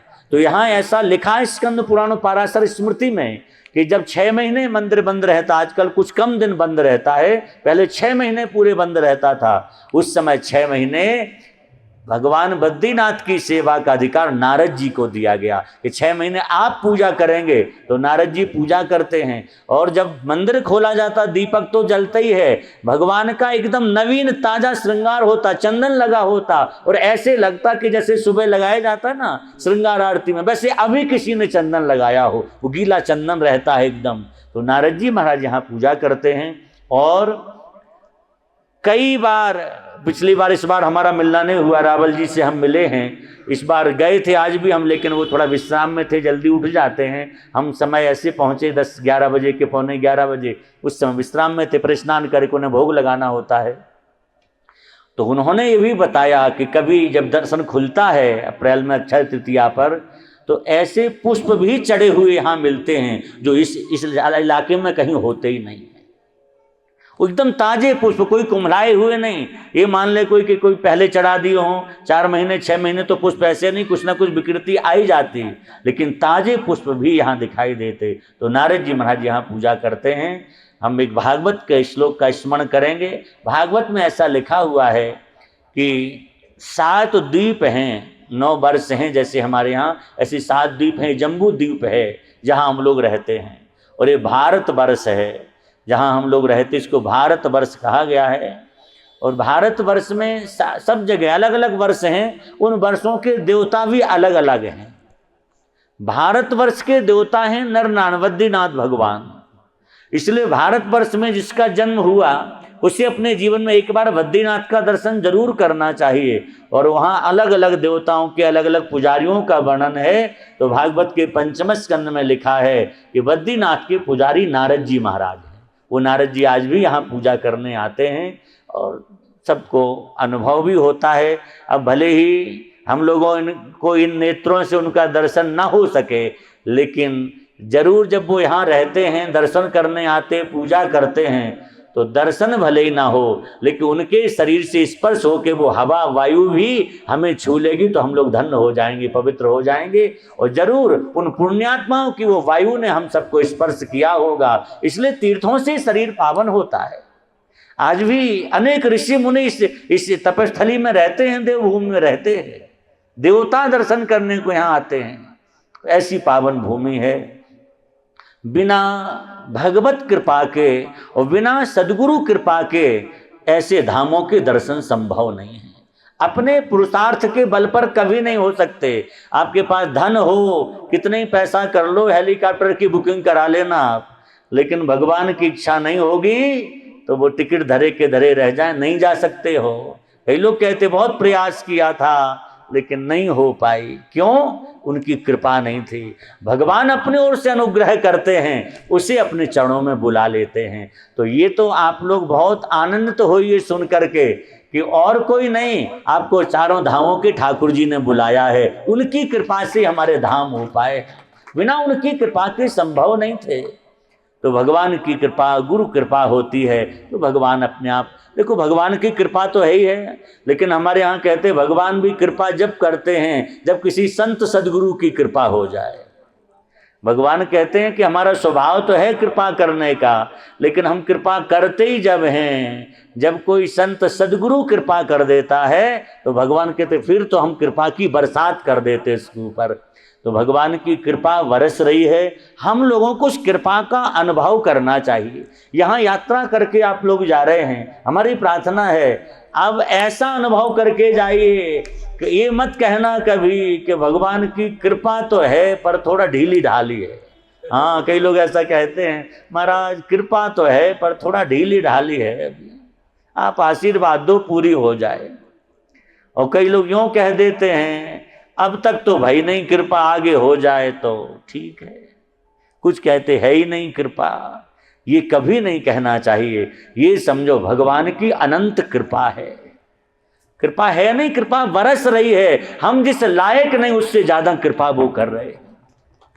हम सच कहें आपको अपने हृदय की बात, हमारा भजन, हमारा साधन, हमारी तपस्या आप सब की इतनी भी नहीं है कि एक समय का भोजन मिले हमें, लेकिन भगवान फिर भी तीनों समय चारों समय दे रहे हैं। ये उनकी कृपा नहीं तो क्या है। कितने लोग ऐसे हैं जो भूख के कारण रह जाते, जगह जगह भीख मांग के खाना पड़ता, उन्हें भोजन नसीब नहीं, और हम लोग आराम से खा रहे हैं। ये कृपा नहीं है तो क्या है। कितने लोग ऐसे इन पर पहनने को वस्त्र नहीं होते हैं, आज भगवान ने हमें इतना दिया हम पहन नहीं पा रहे, ये कृपा नहीं है तो क्या। फिर भी हम कहें कि कृपा ढीली ढाली है तो भगवान को पसंद नहीं आता है। भगवान के रहते कोई अपने आप को अनाथ कहे, ये ठाकुर जी बिल्कुल स्वीकार नहीं करते हैं। वो कहते हैं हम जगत के नाथ बैठे हैं, हम विश्वनाथ बैठे हैं, फिर तुम अपने आप को अनाथ कहोगे तो फिर भगवान कहते हैं हमें वो बिल्कुल प्रिय नहीं लगता है। हाँ, जो फिर भी अनाथ कहेगा उससे ठाकुर जी कभी भी कृपा नहीं करते। पर जब तुम कह ही रहे हो तो फिर क्यों कृपा से क्या मतलब। कोई उपकार करे उसको मानो नहीं तो फिर नहीं, लेकिन भगवान की अनंत कृपा है। अच्छे परिवार में जन्म दिया है, अच्छा घर दिया, अच्छे माता पिता दिए थे जो उन्होंने हमें अच्छे संस्कार दिए, और ये कृपा हुई धामों की यात्रा उन्होंने करा दी है। हम लोग सब कुछ करके बाद व्यापार धंधा आदि करके भी उनका स्मरण करते हैं, तो ये कृपा है भगवान की। इसलिए इस कृपा का निरंतर अनुभव करना। भगवान कहते जो मेरी कृपा का अनुभव करता है उसे हर पल कृपा मिलती है। देखो दुख में तो सुख में तो सब कृपा का अनुभव करें। हम निवेदन करें जीवन में कभी दुख भी आए, कभी कष्ट भी आए, उस कष्ट को भी भगवान की कृपा मान के स्वीकार कर लेना। अगर कृपा मान के स्वीकार करोगे तो वो कष्ट बहुत जल्दी निकल जाएगा आपका। अगर दुख मान के रखोगे तो उसे भोगने में आप विचलित हो जाओगे। कई लोग थोड़ी सी समस्या आई इतने परेशान हो जाते हैं, डिप्रेशन में चले जाते हैं। अरे राम जी, भगवान के रहते क्यों परेशान होना है? जो था उनके ही तो दिया था, अब उनको मंजूर नहीं था, कोई बात नहीं, आगे फिर वो देंगे। आप ऐसा विश्वास करेंगे एक तो डिप्रेशन से उबरे रहेंगे और भगवान इतनी कृपा करेंगे फिर कि शायद जो था उससे 2 गुना नहीं 10 गुना ज़्यादा आपको प्राप्त होता रहेगा। बस उनकी कृपा का अनुभव करो। दुख के काल में पांडवों ने कृपा का अनुभव किया। अब जरा विचार करो, कभी संकट आए आपके ऊपर, आप पांडवों का स्मरण कर लेना, जो एक छत्र पृथ्वी के सम्राट थे। कोई भी ऐसा नहीं था जो उनके सामने झुकता ना हो, चक्रवर्ती सम्राट बने, लेकिन उन पांडवों को एक एक बूंद पाने के लिए तरसना पड़ा। 14 साल तक 12 साल तक कोई घर की छत के नीचे रहने को नहीं मिला, पेड़ों के नीचे रह गए, लेकिन पांडवों ने कभी भगवान से शिकायत नहीं की कि आप हमें कष्ट दे रहे। उस समय भी कहते आपकी कृपा है। और जब कृपा का अनुभव किया तो वो संकट ऐसा निवृत्त हुआ कि वो जहां थे उससे महाराज और आगे बढ़ गए। वो हर क्षण भगवान की कृपा का अनुभव करना, भगवान की कृपा जब मिलती है गुरुदेव, जब गुरुदेव की कृपा हो। अब वो बिल्कुल सच है। कृपा के बिना भगवान की कृपा नहीं मिलती। संत सदगुरु कृपा करते हैं तो देखो हम निवेदन करें आपसे, गुरु के माध्यम से भगवान ही कृपा करते हैं। परमात्मा के स्वरूप को सबने नहीं देखा है। हम अक्सर कहते हैं अपने सदगुरु में परमात्मा को देखो। भगवान इस रूप से हम पर कृपा कर रहे हैं, इस रूप से सुलभ हो गए हैं। और जो सच्चे मन से सदगुरु के चरणों में समर्पित हो जाता, उसे कभी ऐसा लगता भी नहीं कि भगवान को हमने नहीं देखा है। उसे लगता हमें तो भगवान मिले हुए हैं, और भगवान आपकी श्रद्धा का आदर भी करते हैं। फिर श्रद्धा पूर्वक जुड़िए, कभी संत वाक्यों में आप अश्रद्धा मत करिए। बस वो वाक्य शास्त्रीय होना चाहिए। हमारे यहाँ एक बात कही गई है, गुरु की बात को भगवान की बात मान के मान लेना चाहिए। पर कैसे? वेद गुरु वाक्येषु श्रद्धा। वो वैदिक सिद्धांत को कहते हो तो जो गुरु आज मनमानी बात कहें, वेद के विरुद्ध हो, उसे स्वीकार नहीं करना चाहिए। हमारे यहाँ वेद में बुद्ध को भगवान कहा गया है, लेकिन भगवान बुद्ध ने समय के अनुसार कुछ बातें ऐसी कह दी जो वेद सम्मत नहीं थी। तो हमारे यहाँ शास्त्रों ने कहा हम भगवान इसलिए मान रहे हैं, महात्माओं ने कहा कि वेद में लिखा कि बुद्ध भगवान होंगे, लेकिन आप भी वेद विरुद्ध बात कह रहे, वो हम नहीं मानेंगे आपकी। तो कई जगह भगवान बुद्ध की बातों को नहीं स्वीकारा, क्योंकि वेद विरुद्ध अगर भगवान भी बोले वो स्वीकार नहीं होता है। शास्त्र सम्मत जो बोले वो सदगुरु होते हैं। तो सदगुरु की बात मानना चाहिए। वो शास्त्र सम्मत बोलें तो उनके माध्यम से भगवान ही आपसे वो कह रहे हैं। और हम तो आपसे कहें, आप बिल्कुल शास्त्र मान के, मंत्र कोई और नहीं है, ठीक है, मंत्र जपना चाहिए जो है, लेकिन हमारे यहाँ एक वाक्य कहा जाता, मंत्र मूलम गुरु वाक्यम। गुरु का शब्द जो मुख से निकला उसे आप मान लीजिए, आपके लिए वही मंत्र है। आज विडंबना यही तो है, गुरु महाराज कुछ बताते, हम कहीं पढ़ कुछ और लेते, किसी और से सुन लिए, फिर बुद्धि लगाते, गुरु जी तो ऐसा कह रहे, वो ऐसा बता रहे थे। अब मन में असमंजस हुआ। हम निवेदन करें, आपका काम कभी नहीं बनेगा। कोई कुछ कह रहा है, आपके सदगुरु ने आपसे कह दिया वैसा करो, आपको उससे निश्चित लाभ मिलेगा, इसमें कोई संदेह नहीं होता है। हम लोग जिन धुनी वाले दादाजी के सरकार के साथ जाते हैं, देश विदेश सब जगह वो हमको ले जाते हैं, बाहर भी पुराणों की कथा कहवाते हैं। वो सामर्थ्यवान महापुरुष हैं, साक्षात भगवत स्वरूप हैं। भी हम आपसे कह रहे थे, पंडित जी से उनके बारे में बता रहे थे, हर साल अलग अलग पुराणों की कथा हमारी वो करवाते हैं ओंकारेश्वर के पास खेड़ी घाट में। और फिर उनके मन में आए, बोले महाराज दुबई के लोगों को आप पुराणों की कथा सुनाओ। अब वहाँ हमने कि ज़्यादा समय रह नहीं सकते, तो एक दिन में, पिछले साल उन्होंने एक पुराण एक दिन में सुनाना, अब कैसे होगा? बोले सब हो जाएगा। और उनकी सामर्थ्य थी, वो कि हमें मेहनत जरूर करनी पड़ी, हमें वो घुमाने के लिए भी ले जाते हैं, वो तो महात्मा बोले हमारे चलो ले चलें, सुबह से ले जाते, दिन भर घुमाते और शाम को 3 घंटे कथा करनी। नया पुराण हमने कभी देखा नहीं, फिर फोन में लोड करके ले जाएं, उसको रास्ते भर पढ़ते जाते हम, क्योंकि सुनाना है हमारा नियम है कि हम शास्त्र सम्मत ही बोलेंगे। अगर उसमें नहीं लिखा पुराण में वो बात हम नहीं बताएंगे, जो पुराण में लिखी है वही हम बताएंगे। वो बता जब पाएंगे जब पूरा पढ़ा होगा हमने। तो पर उनकी सामर्थ्य है, वो करवा लेते हैं। उनका भी इस यात्रा में हमें आशीर्वाद मिला। हम ऋषिकेश कथा कर रहे थे, पहले हमने उनसे कहा था महाराज जी यात्रा होगी, महेंद्र जी ने कहा आप पधारेंगे, उनने कहा हम एक दिन आ जाएंगे।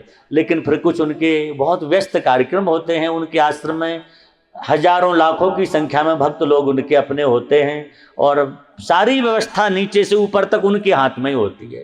फोन भी सुनना तो खुद ही सबसे बात करते हैं, अलग नहीं कोई और फोन उठाए उनका, वो सब खुद कर लेते हैं और सबको संतुष्ट रखते हैं। तो ऋषिकेश हमारी कथा थी, फोन आया महेंद्र जी का कि सरकार आ रहे हैं। हमने कहा यहाँ क्यों आ रहे, परेशानी? बोले नहीं और वो ऐसे जो कह दिया उनको फिर कोई रोक नहीं सकता, जाना जाना बस, करना तो करना। ऋषिकेश आ गए हमारे पास, वहीं रुके हमारे निकट आकर के, बोले महाराज जी इसलिए आए, हम बद्रीनाथ नहीं जा पा रहे, सोचा आपसे अभी मिल लें, और आशीर्वाद दिया कि आप यात्रा खूब मंगलमयी हो, दादाजी कृपा करेंगे। तो उनकी कृपा से खूब यात्रा मंगलमयी हुई। गुरुदेव का भी आशीर्वाद मिला था, क्योंकि यहाँ आना था तो जन्मोत्सव गुरुदेव का था, हमने कुछ में हम सम्मिलित नहीं हो पाएंगे, पर महाराज जी का था कि आप यात्रा करो। और इस बहाने भगवान ने कृपा की कि बद्रीनाथ में भगवान गुरुदेव का जन्मोत्सव हम लोगों ने स्मरण किया है। तो यात्रा बड़ी मंगलमय हम सबकी हुई है। हम ये कह रहे थे तो कि पुराणों आदि वेद में जो लिखा वो बोलें गुरुजन, तो उस बात को मानना चाहिए। तो दादाजी की बात जो हमें स्मरण में आई थी वो ये, आप जानते हैं कि उनके जो भक्त लोग हैं महाराज ऐसे समर्पित हैं, हमारी तरह नहीं है कि तैयारी हम पूरी कर लेते फिर कहते गुरुजी ऐसा कर लें, हम सारा स्थान बना लिया कर लिया, अब गुरुजी बताओ भगवान को कहाँ बिठाएं। अब गुरुजी कहते वहाँ बिठाना, नहीं गुरुजी हमने तो यहाँ बना लिया, अब बना ही लिया तो फिर क्यों पूछ रहे गुरुजी से। पर उनके भक्तों में देखा ऐसी स्थिति बनी, ऑपरेशन होना था, स्ट्रक्चर पर लिटा दिया, साइन हो गए, और गुरु महाराज को फोन किया, महाराज ले जा रहा है डॉक्टर ने कहा, उन्होंने कहा नहीं इसको ऑपरेशन नहीं कराना, घर ले आओ। उसी समय घर लेके आ गए। इतनी श्रद्धा, और उसका परिणाम कि डॉक्टर हैरान हो गए, जो गंभीर बीमारी थी वो समाप्त हो गई उसी क्षण। ऐसे कितने प्रमाण हैं। तो गुरुजनों के वाक्यों में श्रद्धा हो हमारी, आप जो चाहोगे वो हो जाता। बस श्रद्धा करिए, और काम नहीं बन रहा है तो उसमें गुरुदेव की कमी नहीं, हमारी श्रद्धा कहीं डगमगा रही होगी। पहले अपनी श्रद्धा को टटोलिए, वो कहीं ऐसा तो नहीं डगमगा रही हो, पूरी श्रद्धा आपकी हो जाएगी, उसी क्षण आपका काम बन जाएगा, एक वाक्य से काम बन जाएगा आपका। तो गुरुजन कृपा करते ही हैं। सच्चे सदगुरु जो होते हैं वो धन से कपड़ों से खुश नहीं होते हैं। आपने बढ़िया बढ़िया वस्त्र दे दिए, खूब अच्छे लिफाफा पकड़ा दिए, गुरुजी बढ़िया बढ़िया वाला आशीर्वाद दे दें। हाँ, कुछ जगह लिफाफा देख के आशीर्वाद दिया जाता है, वो नहीं। सच्चे सदगुरु प्रसन्न कब होंगे? उनके बताए रास्ते पर आप चलते हो, उनका हृदय प्रसन्न हो जाएगा, और ऐसे जो सदगुरु वही सदगुरु होते हैं। तो हम भगवान से प्रार्थना करते हैं आप सबका जीवन खूब मंगलमय हो, खूब पवित्र हो, आप लोग सही रास्ते पर चलें, भगवान के बताए रास्ते पर चलें, गुरु के बताए रास्ते पर चलें। और हम भी आपसे, जैसे आपने कहा ना पूना से आए कि सब परिवार हो गया है, हमारा तो सब परिवार है ही। दिल्ली हमारा प्रायः आना होता है, साल में कई बार आना हो जाता। तरुण वाली एक कथा तो फिक्स होती है, इस बार वहाँ भी मित्तल जी के यहाँ कौन सा ब्लॉक था, टीपी ब्लॉक में भी कथा हुई थी, बड़ा आनंद आया, बहुत वहाँ के लोगों ने सुख लिया है। तो दिल्ली कई बार आना होता है, और अब जब भी आएंगे तो आप लोगों को सूचना करेंगे, तो आप सबसे मिलना जुलना भी होता रहेगा। और सच में ऐसा लगा आप सबसे मिल करके, चाहे नरेंद्र जी हों, आप हों, गोयल जी हों, सुभाष जी हों, जितने लोग हैं, रमेश भाई जी पोरबंदर से आए हुए हैं, अनिल जी हैं, इनका पूरा परिवार आया, सबसे मिलके ऐसे लगा कि हम लोग पहली बार नहीं जाने कब से मिले हुए हैं और कब से परिचय है। अच्छा लगा, सभी लोगों ने यात्रा कर ली है, भगवान ने खूब कृपा की हम सब पर। तो हम लोग अब मिलते जुलते रहेंगे, तो इससे ये होगा कि आगे भी हम सब की यात्राएं बनती रहेंगी तीर्थों की। कभी यात्रा बना लें, कभी साल में 1-2 बार तीर्थों में कथा होती है, कभी समय मिले 2-4 दिन का भी, तो कथा में सत्संग में आओ और उस समय जो आपको तीर्थ का दर्शन होगा, आप भले ही जगन्नाथपुरी कई बार हो आए हो, लेकिन कभी आप साथ चलना हमारे, फिर हम आपको वहाँ के दर्शन कराएंगे। आप कहोगे महाराज हम तो इतने बार आए, हमें तो पता ही नहीं था यहाँ ये भी दर्शन है। तो वहाँ सब ऐसे दर्शन होते हैं। संतों के साथ यात्रा करने का अलग सुख है, तो यात्रा करना चाहिए। तो हम लोग यात्रा भी करते रहेंगे। आपने कहा कि दक्षिण की यात्रा बनाओ, भगवान से प्रार्थना करते हैं, अपने मन में कोई संकल्प विकल्प नहीं है, भगवान पे छोड़ दिया। वो चाहेंगे तो सबको रंगनाथ जी का भी दर्शन होगा और हम लोग अच्छे से दक्षिण की भी यात्रा कर लेंगे और खूब आनंद पूर्वक यात्रा होगी। जी समाज तो सप्तऋषि स्मरण करवा देते हैं ऋषि पंचमी। वाह एक घर जाकर के सबको क्या करना है, वो सबसे बड़ी यात्रा है। वाह, बहुत सुंदर। ऋषियों का स्मरण का आपने कहा, ऋषि स्मरण हमने एक दिन और भी किया ही था, आपको स्मरण होगा, बताया था। वो सप्त चिरंजीवियों का स्मरण किया था हमने। हाँ, सप्त चिरंजीवियों का स्मरण किया था। ऋषि जो है हमारे यहाँ, आज हम महाराज जी को सुन रहे थे, क्योंकि वहाँ नहीं पहुँच पाए तो महाराज जी का स्मरण हो रहा था। तो ऋषि जो शब्द है, प्रायः जो ऋषि थे वो गृहस्थ थे, सपत्नी वाले थे। लेकिन आज जो एक भाव हमको प्राप्त हुआ, गोविंद देव गिरी जी ने वहाँ पर बताया है, उनका कहना था ऋषि न तो कोई व्यक्ति विशेष को कहा गया है, ना ऋषि कोई पुरुष स्त्री को कहा गया है, ना उसमें वर्ण का भेद है ऋषि में, किसी वर्ण का ऋषि हो सकता है, ना ही आश्रम का भेद है, किसी आश्रम का गृहस्थ हो सकता या विरक्त हो सकता या वानप्रस्थी हो सकता है। ऋषि कोई भी हो सकता। एक ऋषि तो अंदर होता है, वो ऋषिमय जीवन जिसके अंदर आ जाए, ऋषि के अंदर जो सद्गुण होते वो गुण आ जाएं, वो चाहे विरक्त हो, चाहे गृहस्थ हो, किसी भी कुल का हो, वो ऋषि कुल, ऋषि पूज्य, ऋषि तुल्य हो जाता। और उसका पूजन भी हम सबको करना चाहिए। हमारे यहाँ अनेक ऋषि हैं, विश्वामित्र जी हैं, वशिष्ठ जी हैं, अंगिरा जी हैं, अनेक ऋषियों का स्मरण किया गया है। तो सप्तऋषि पूजन होता है, वो हमको मंत्र स्मरण में नहीं आ रहा है सप्त ऋषियों का, जिसमें 7 ऋषियों के नाम हैं। आपको स्मरण हो तो हमको दिलाना स्मरण। बाकी है कहीं, हमने कई बार उसका उच्चारण कथाओं में भी करवाया, लेकिन कभी कभी होता है आज वो विस्मरण हो जाता। हाँ, नाम तो है ही है।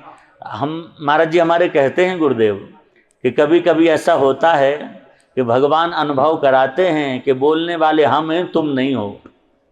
अभिमान ना कर ले कहीं कोई जीव के भागवत के वक्ता, शिव पुराण के वक्ता हम हैं। क्यों? भगवान चाहें तो एक क्षण में सब भुला दें आपको। और कई बार ऐसा होता, हमने अनुभव किया, जिस श्लोक को सैकड़ों बार बोले होंगे और कई बार मंच पर बोलते बोलते वो ऐसा विस्मृत होता है कि लगता पता नहीं कहाँ चला गया, क्या हो गया, और बाद में जाती फिर स्मरण होता। तो भगवान अनुभव कराते हैं कि तुम नहीं, बोलने वाले अंदर बैठ के हम हैं, हम जो चाहें वो बुलवाएंगे। तो ऋषियों को स्मरण कर लें। हमारे यहाँ सप्त ऋषि तो है ही, बाकी अपने अपने एक गोत्र के भी ऋषि होते हैं। ये ऋषि पूजन आज होता है, ऋषियों का स्मरण हम सबको करना चाहिए।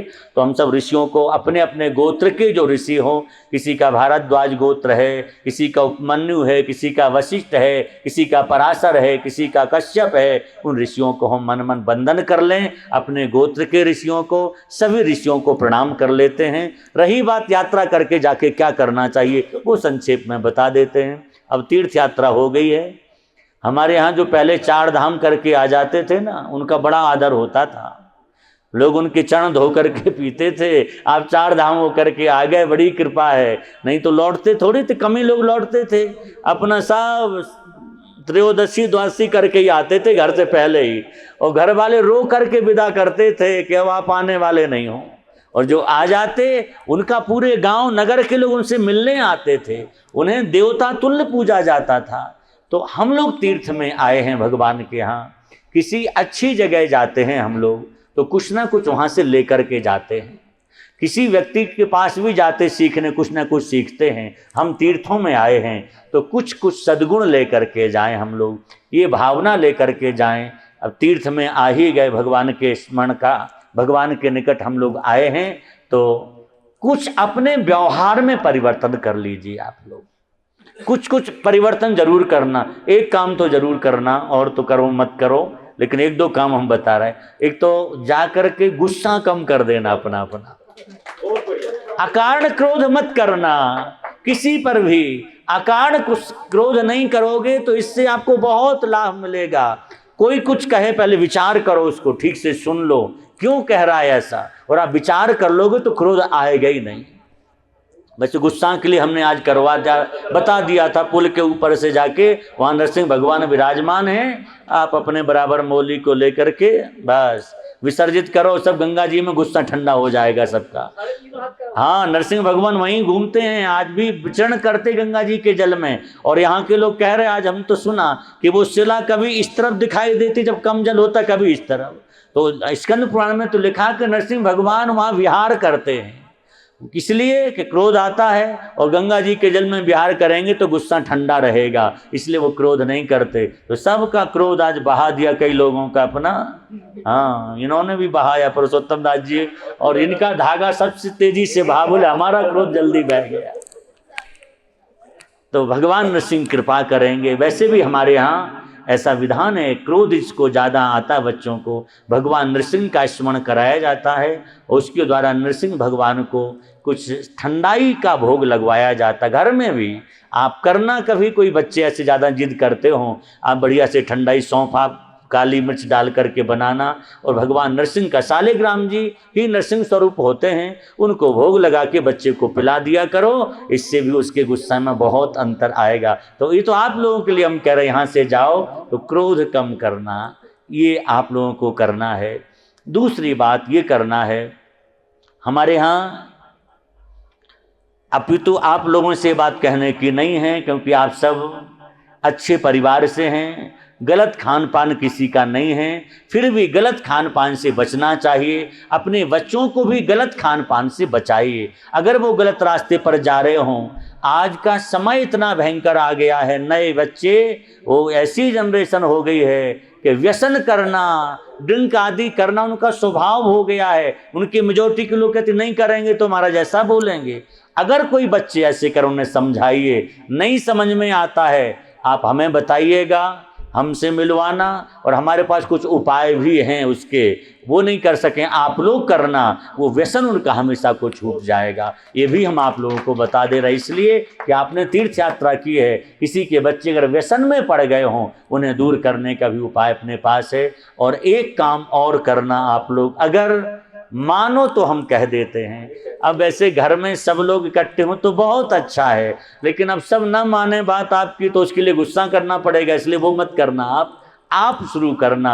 आप पूजा सब घर में करते ही हो, पर एक काम अपने घर में करना, रोज नियम बना लीजिए, भले ही 5 मिनट करना। भगवान का जो नाम अच्छा लगे अपने घर में उस नाम का कीर्तन करने लग जाइए, आपके घर के सारे दोष दूर हो जाए।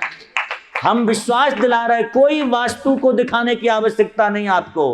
कैसा भी वास्तु घर का बिगड़ गया हो, आप घर में 5 मिनट हरिनाम संकीर्तन करने लग जाइए, बढ़िया से करिए, आप देखेंगे घर के सारे दोष दूर हो जाएंगे। जिस नाम के लिए गोस्वामी तुलसीदास जी कहते, नाम जपत मंगल दिस दसों, जहाँ नाम कीर्तन होता है वहाँ 10 दिशाओं के अमंगल दूर हो जाते हैं। आपके घर का अमंगल दूर नहीं होगा, निश्चित हो जाएगा।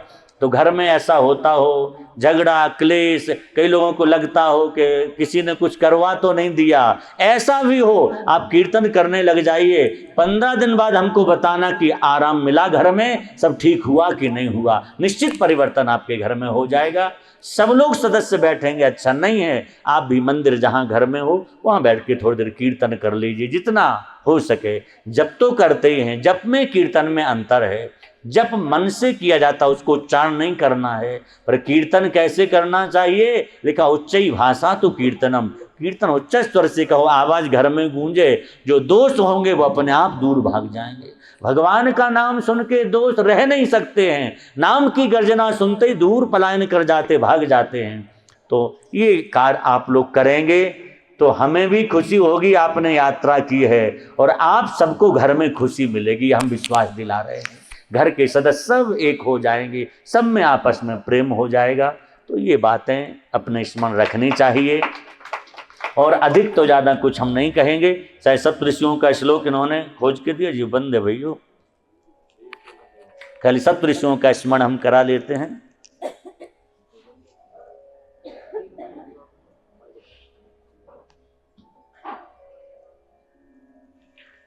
ऋषि पंचमी के दिन 5 इन ऋषियों के नामों का स्मरण करना चाहिए। श्लोक हम बोल लेते हैं, चलो नाम बोल देते हैं, सब लोग स्मरण कर लेना एक एक ऋषि का नाम लेकर के। पहला नाम लिखा है कश्यप जी का है, कश्यप एक ऋषि हैं, सब लोग हाथ जोड़ करके प्रणाम करेंगे भगवान श्री ऋषि कश्यप को। श्री कश्यप ऋषि को सब लोग वंदन करते, मन में स्मरण कर लें कश्यप ऋषि का और मन ही मन उनको सब लोग प्रणाम करें। दूसरे ऋषि हैं अत्रि ऋषि हैं, उन अत्रि ऋषि नम अत्रि ऋषि को हम सब वंदन करते हैं, प्रणाम करते हैं। तीसरे ऋषि हैं भरद्वाज ऋषि हैं, हम सब लोग भाव करें, हम यहाँ बैठ के भरद्वाज ऋषि को प्रणाम कर रहे हैं, भरद्वाज ऋषि हो गए। इसके बाद चौथे विश्वामित्र जी हैं, हम सभी लोग भाव से विश्वामित्र जी को सादर वंदन कर रहे हैं। इसके बाद हैं श्री गौतम जी, हम गौतम ऋषि को सादर वंदन प्रणाम कर रहे हैं। इसके उपरांत श्री जमदग्नि जी का नाम आता है, श्री जमदग्नि ऋषि को हम सब लोग वंदन कर लें। इसके उपरांत श्री वशिष्ठ ऋषि का नाम आता है, जो राम जी के गुरुदेव हैं, उन वशिष्ठ ऋषि को हम सादर वंदन प्रणाम करते हैं। कहते हैं इस दिन ऋषि पंचमी के दिन इन ऋषियों का स्मरण करने से मन वाणी क्रिया के सारे पाप दूर हो जाते हैं। हम सब उन ऋषियों का स्मरण इस पवित्र तीर्थ में कर रहे हैं, देवभूमि में सभी ऋषियों को सादर वंदन करते हैं और अपनी वाणी को हम विराम देंगे। एक भजन सुनाएंगे, गुरु महिमा का भजन है। हाँ, एक पुरुषोत्तम जी भी सुनाएंगे। अभी समय कितना हुआ है? 9 बजे, कोई बात नहीं। हाँ, तो अभी समय 10-15 मिनट और बैठ जाइए, फिर प्रसाद पा के विश्राम करना है और सुबह ठीक 5 बजे हम लोग निकलेंगे, देहरादून के लिए निकलना है। ऐसी कुछ व्यवस्थाओं में थोड़ा बदलाव हुआ है, ऐसा करेंगे। हम अपनी भी प्रसन्नता व्यक्त करें, हमें भी खूब सुख मिला आप लोगों के साथ यात्रा करने में, आनंद रहा। किसी बात की आप लोगों ने हमारा भी ध्यान रखा, सभी ने। बसों में भी बदल के जाना पड़ा तो सब लोगों ने खूब बढ़िया से खाने पीने के भी ध्यान रखा। होटल में थोड़ी असुविधा रहती है, रुकते भी नहीं अपने तो, पर आप लोगों के साथ थे तो हमने कहा अलग रुकेंगे हम आश्रमों में, तो आप लोग कहीं असुविधा हुई तो कहेंगे लोग गुरुजी तो अलग चले गए हैं, तो ऐसा किसी के मन में ना आए, इसलिए हम होटल में भी रुक लिए। भोजन की बात होती थी, हमारा थोड़ा नियम रहता कि भाई बनाने वाले और सबका थोड़ा विचार रखना पड़ता है, तो फिर इन्होंने सुनीता जी ने वो विभाग संभाल लिया। रोज हमारे लिए समय से ये यात्रा भी करती रही और दोनों समय हमारे लिए, तीनों समय रास्ते में भी पूरी व्यवस्था करके चली हमारे लिए। तो खूब इन्होंने बढ़िया बढ़िया हमको पवाया, अपने हाथ से बना करके जो उपलब्ध हो सका है। अमित जी तो हमारे साथ हैं ही हैं, हम इनसे कह देते थे भाई देखो वहाँ का जो हम नहीं पाएंगे, हमने 1-2 बार पा लिया ऐसे, हमने कहा कुछ नहीं है तो लाओ टमाटर लाओ और हम टमाटर से ही सूखी रोटी खा लेंगे, और हम ऐसा नहीं पा सकते हैं। उस दिन तो कर लिया, पर जिंदल जी बोले उनको रात भर नींद नहीं आई कि गुरुजी ने कुछ पाया नहीं है, ऐसे ही। तो व्यवस्था सब होती रही, लेकिन हमें खूब प्रसन्नता नहीं, ऐसा नहीं लगा कि हमने कुछ नहीं पाया, हम खूब पाए हो, अच्छा अच्छा आप सबने पवाया है। और भगवान की कृपा है, हम बाहर भी जाते दुबई विदेश ना, तब भी ये साथ जाते, वहाँ भी रसोई हमारी ये बना देती, वहाँ भी हम जहाँ रुकते हैं, बाकी लोग होटल में रुकते हैं, सरकार हमारे लिए एक विला लेते हैं, हमें वो सरकार, छोटे सरकार और 2-4 लोग रुकते हैं, वहाँ भी व्यवस्था हमारी भोजन की, क्योंकि उनको पता है अपितु वो तो सिद्ध महात्मा, वो तो कहीं भी पालें, पर वो हमारा ध्यान रखते, महाराज जी आप ये चीज़ मत पाना, कई जगह होता आपको ये नहीं पाने देंगे महाराज जी, आपके लिए तो ये लोग बना लेंगे। तो ऐसा वो करते हैं, हमारे नियम की रक्षा हो जाती है, तो हमारे नियम की भी रक्षा होती रही जितना बना। अब यात्रा में थोड़ा तो बिगड़ता ही है, इसलिए एक सूत्र कहा गया है पति शूद्र बदाचरेत। हाँ, तो यात्रा में शूद्रवत आचरण हो जाता है। यात्रा में थे सब लोग, पर हम लोग देवभूमि की यात्रा में थे। यहाँ की विशेषता है, और जगह तो पवित्र होने के लिए स्नान आदि करना पड़ता है, पर देवभूमि है, यहाँ की वायु से व्यक्ति पवित्र हो जाता, यहाँ की हवा लग गई आप पवित्र हो गए। इसलिए यहाँ लोग कई बार, यहाँ के लोग कई दिन स्नान नहीं करते हैं, पवित्र रहते, क्यों? यहाँ की वायु पवित्र है। पर ऐसा आप लोग मत करना, अगली बार आओ तो बिना नहाए दर्शन करने लगो।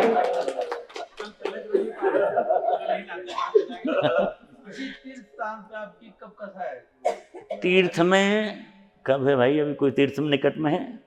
अभी तो संभवतः तीर्थ में नहीं है, अभी तो मैसेज डाल देंगे। हाँ अप्रैल में बाबा धाम बैद्यनाथ में भी कथा है अप्रैल के महीने में। हाँ दिसंबर में ओंकारेश्वर जो कथा है दिसंबर में है, वो बड़ा अच्छा आयोजन, बड़े महाराज जी गुरुदेव भी वहाँ पधारते हैं 2 दिन के लिए उस कथा में। आप लोग आएंगे, वो दादाजी रहते हैं पूरा, जिनकी हम चर्चा कर रहे हैं सरकार की। हाँ धन्यवाद। हाँ जी उनका स्थान वहाँ पर है।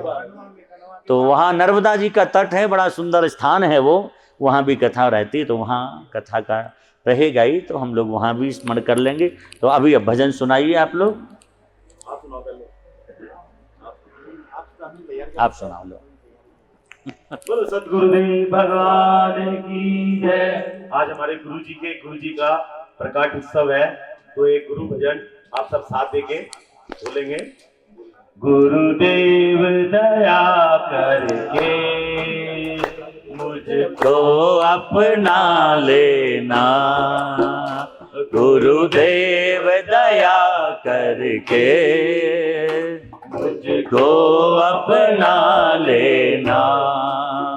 मैं शरण पड़ा तेरी चरणों में जगह देना, गुरुदेव दया तेरी चरणों में जगह देना, गुरुदेव दया करके मुझको अपना लेना, गुरुदेव दया करके मुझको अपना लेना। करुणा निधि नाम तेरा, करुणा दिखलाओ तुम, करुणा निधि नाम तेरा, करुणा दिखलाओ तुम, सोए हुए भाग्यों को हे नाथ जगाओ तुम, सोए हुए भाग्यों को हे नाथ जगाओ तुम। तेरी नाम भंवर डोले, इसे पार लगा देना, मेरी नाव भंवर डोले, इसे पार लगा देना। ओ गुरुदेव दया करके मुझको अपना लेना, ओ गुरुदेव दया करके मुझको अपना लेना। जय गुरुदेवा जय गुरुदेवा जय गुरुदेवा जय गुरुदेवा जय गुरुदेवा जय गुरुदेवा जय गुरुदेवा जय गुरुदेवा जय गुरुदेवा जय गुरुदेवा जय गुरुदेवा जय गुरुदेवा जय गुरुदेवा जय गुरुदेवा जय गुरुदेवा। तुम सुख के सागर हो, निर्धन के सहारे हो, तुम सुख के सागर हो, निर्धन धन के सहारे हो, इस तन में समाए हो, मुझे प्राणों से प्यारे हो, इस तन में समाए हो, जय हो, मुझे प्राणों से प्यारे हो, माला जपू तेरी नहीं दिल से भुलाते हो, नित माल जपूं तेरी, नहीं दिल से भुला देना।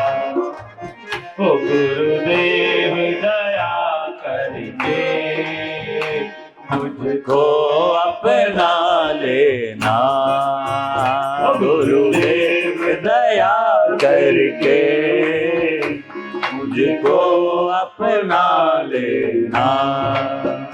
पापी हूँ या कपटी हूँ, जैसा भी हूँ तेरा हो,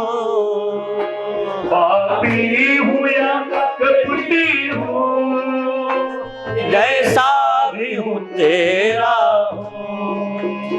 दरबार छोड़ कर मैं जीवन से खेला हूँ, दरबार छोड़ कर के जीवन से खेला हूँ, दुख का मारा हूँ मैं, तेरा दुखड़ा मिटा देना दुख का मारा हूँ मैं, मेरा दुखड़ा मिटा देना। ओ गुरुदेव दया करके मुझको अपना लेना, गुरुदेव दया करके मुझको अपना लेना। मैं सबका सेवक हूँ, तेरे चरणों का सेवक हूँ, सबका सेवक हूँ, तेरे चरणों का चेहरा हूँ, नहीं नाथ भूला मुझे तुम, इस जग में अकेला हूँ, नहीं नाथ भूला ना मुझे, इस जग में अकेला हूँ, ओ तेरे दर का भिखारी हूँ, मेरे दोष मिटा देना, तेरे दर का भिखारी हो, मेरे दोष मिटा देना। ओ गुरुदेव देव दया करके मुझको अपना लेना, ओ गुरुदेव दया करके मुझको अपना लेना। भगवान की जय हो। मेरी नाव चाले गुरु के सहारे, मेरी नाव गुरु के सहारे, हम गुरुवर के गुरुवर हमारे, हम गुरुवर के गुरुवर हमारे, हम गुरुवर के गुरुवर हमारे, हम गुरुवर के गुरुवर हमारे। मेरी नाव चाले गुरु के सहारे,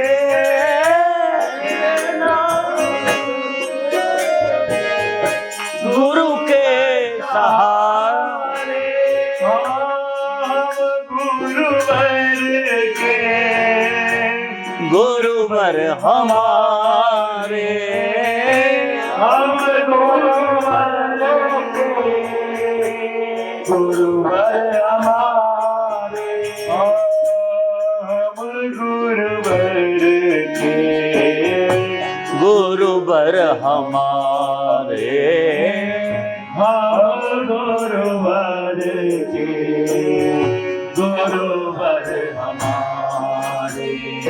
ओ मेरी नाव चाले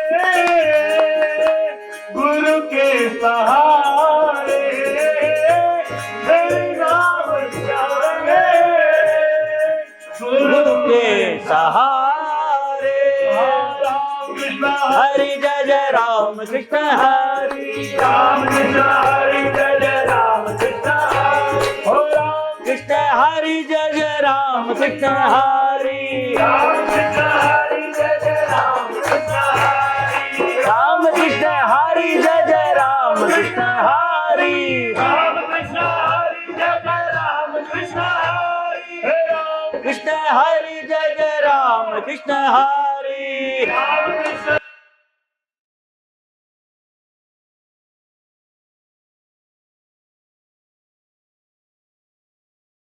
राम।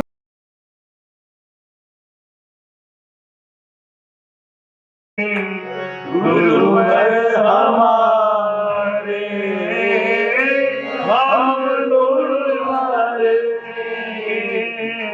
गुरुवर हमारे मेरी नाम चाहे।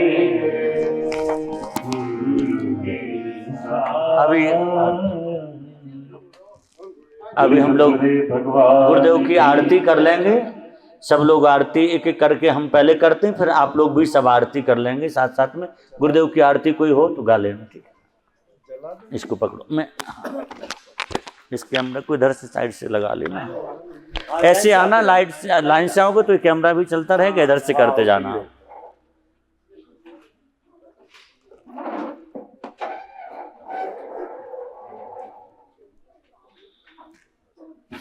ओम ज्वाला मालिन्ये नमः रत्नेश्वर्यै नमः गंधाक्षत पुष्पाणि समर्पयामि।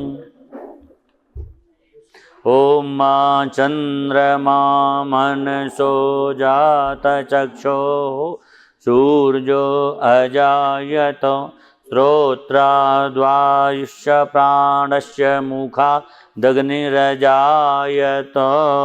आ लो मिली आरती कोई पवन मंद सुगंध शीतल। करते जाइए सब लोग। तुम जय जगदीश हरे स्वामी जय जगदीश हरे। भक्त जनों के इधर से करो, फोटो भी आ जाएगी। दास जनों के संकट दूर करे। आते जाओ, बोला जाओ। जगदीश हरे जो ध्यावे फल पावे दुख बिन से मन का। दुख बिन से मन का सुख संपत्ति घर आवे। सुख संपत्ति घर आवे। कष्ट मिटे तन का। ओम जय जगदीश हरे। पिता तुम मेरे शरण गहूँ मैं किसकी। स्वामी शरण गहूँ मैं किसकी। तुम बिन और न दूजा, प्रभु बिन और न दूजा। आस करूं मैं किसकी। ओम जय जगदीश हरे। तुम पूर्ण परमात्मा तुम पीछे तुम अंतर्यामी। पार ब्रह्म परमेश्वर। पार ब्रह्म परमेश्वर। तुम सबके स्वामी। ओम जय जगदीश हरे। तुम करुणा के सागर। तुम पालन करता स्वामी। तुम पालन करता। मैं मूर्ख खल कामी। मैं सेवक तुम स्वामी।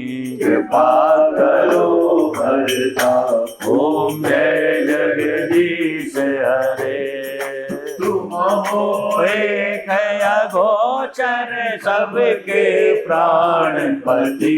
स्वामी सबके प्राणपति। किस विध मिलूं दया में। तुम गो मैं गुमती। ओम जय जगदीश हरे। दीन बंधु दुख हरता मेरा कुर मेरे। तुम ठाकुर मेरे। अपने हाथ उड़ाओ अपनी शरण बढ़ाओ। द्वार पड़ा तेरे।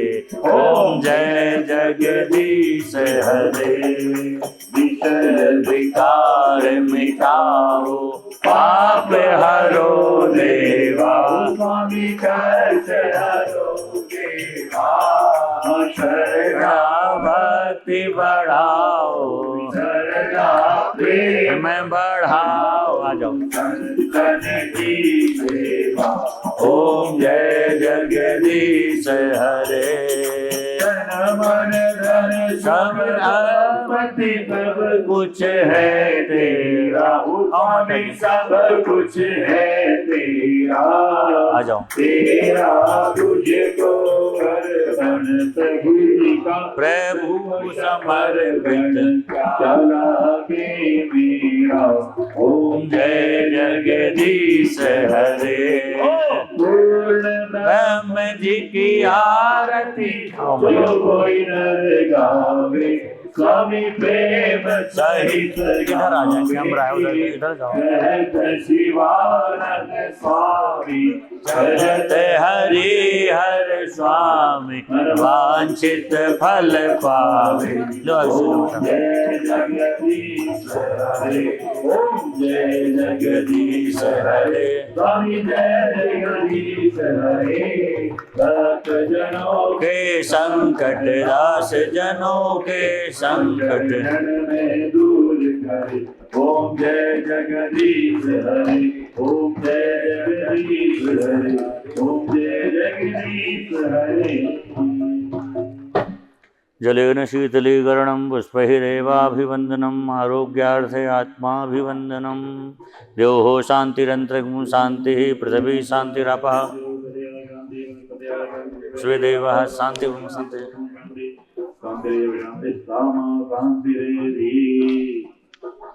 हो गया। नाना सुगंध पुष्पाणि,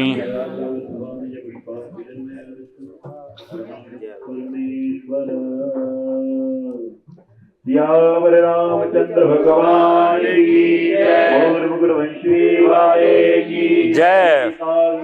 गौ माता की जय, श्रीभद्री विशाल भगवान की जय। वेदव्यास भगवान की जय। सरस्वती मैया की जय। गणेश महाराज की जय। आज के आनंद की जय। महामहिमामय भगवत नाम संकीर्तन की जय। धर्म की जय हो। अधर्म का नाश हो। प्राणियों में प्रभाव न हो। विश्व का कल्याण हो। विश्व का कल्याण हो। गौ माता की जय हो। गौ माता की जय हो। भारत माता की जय हो। भारत माता की जय हो। पार्वती बताए हर हर महा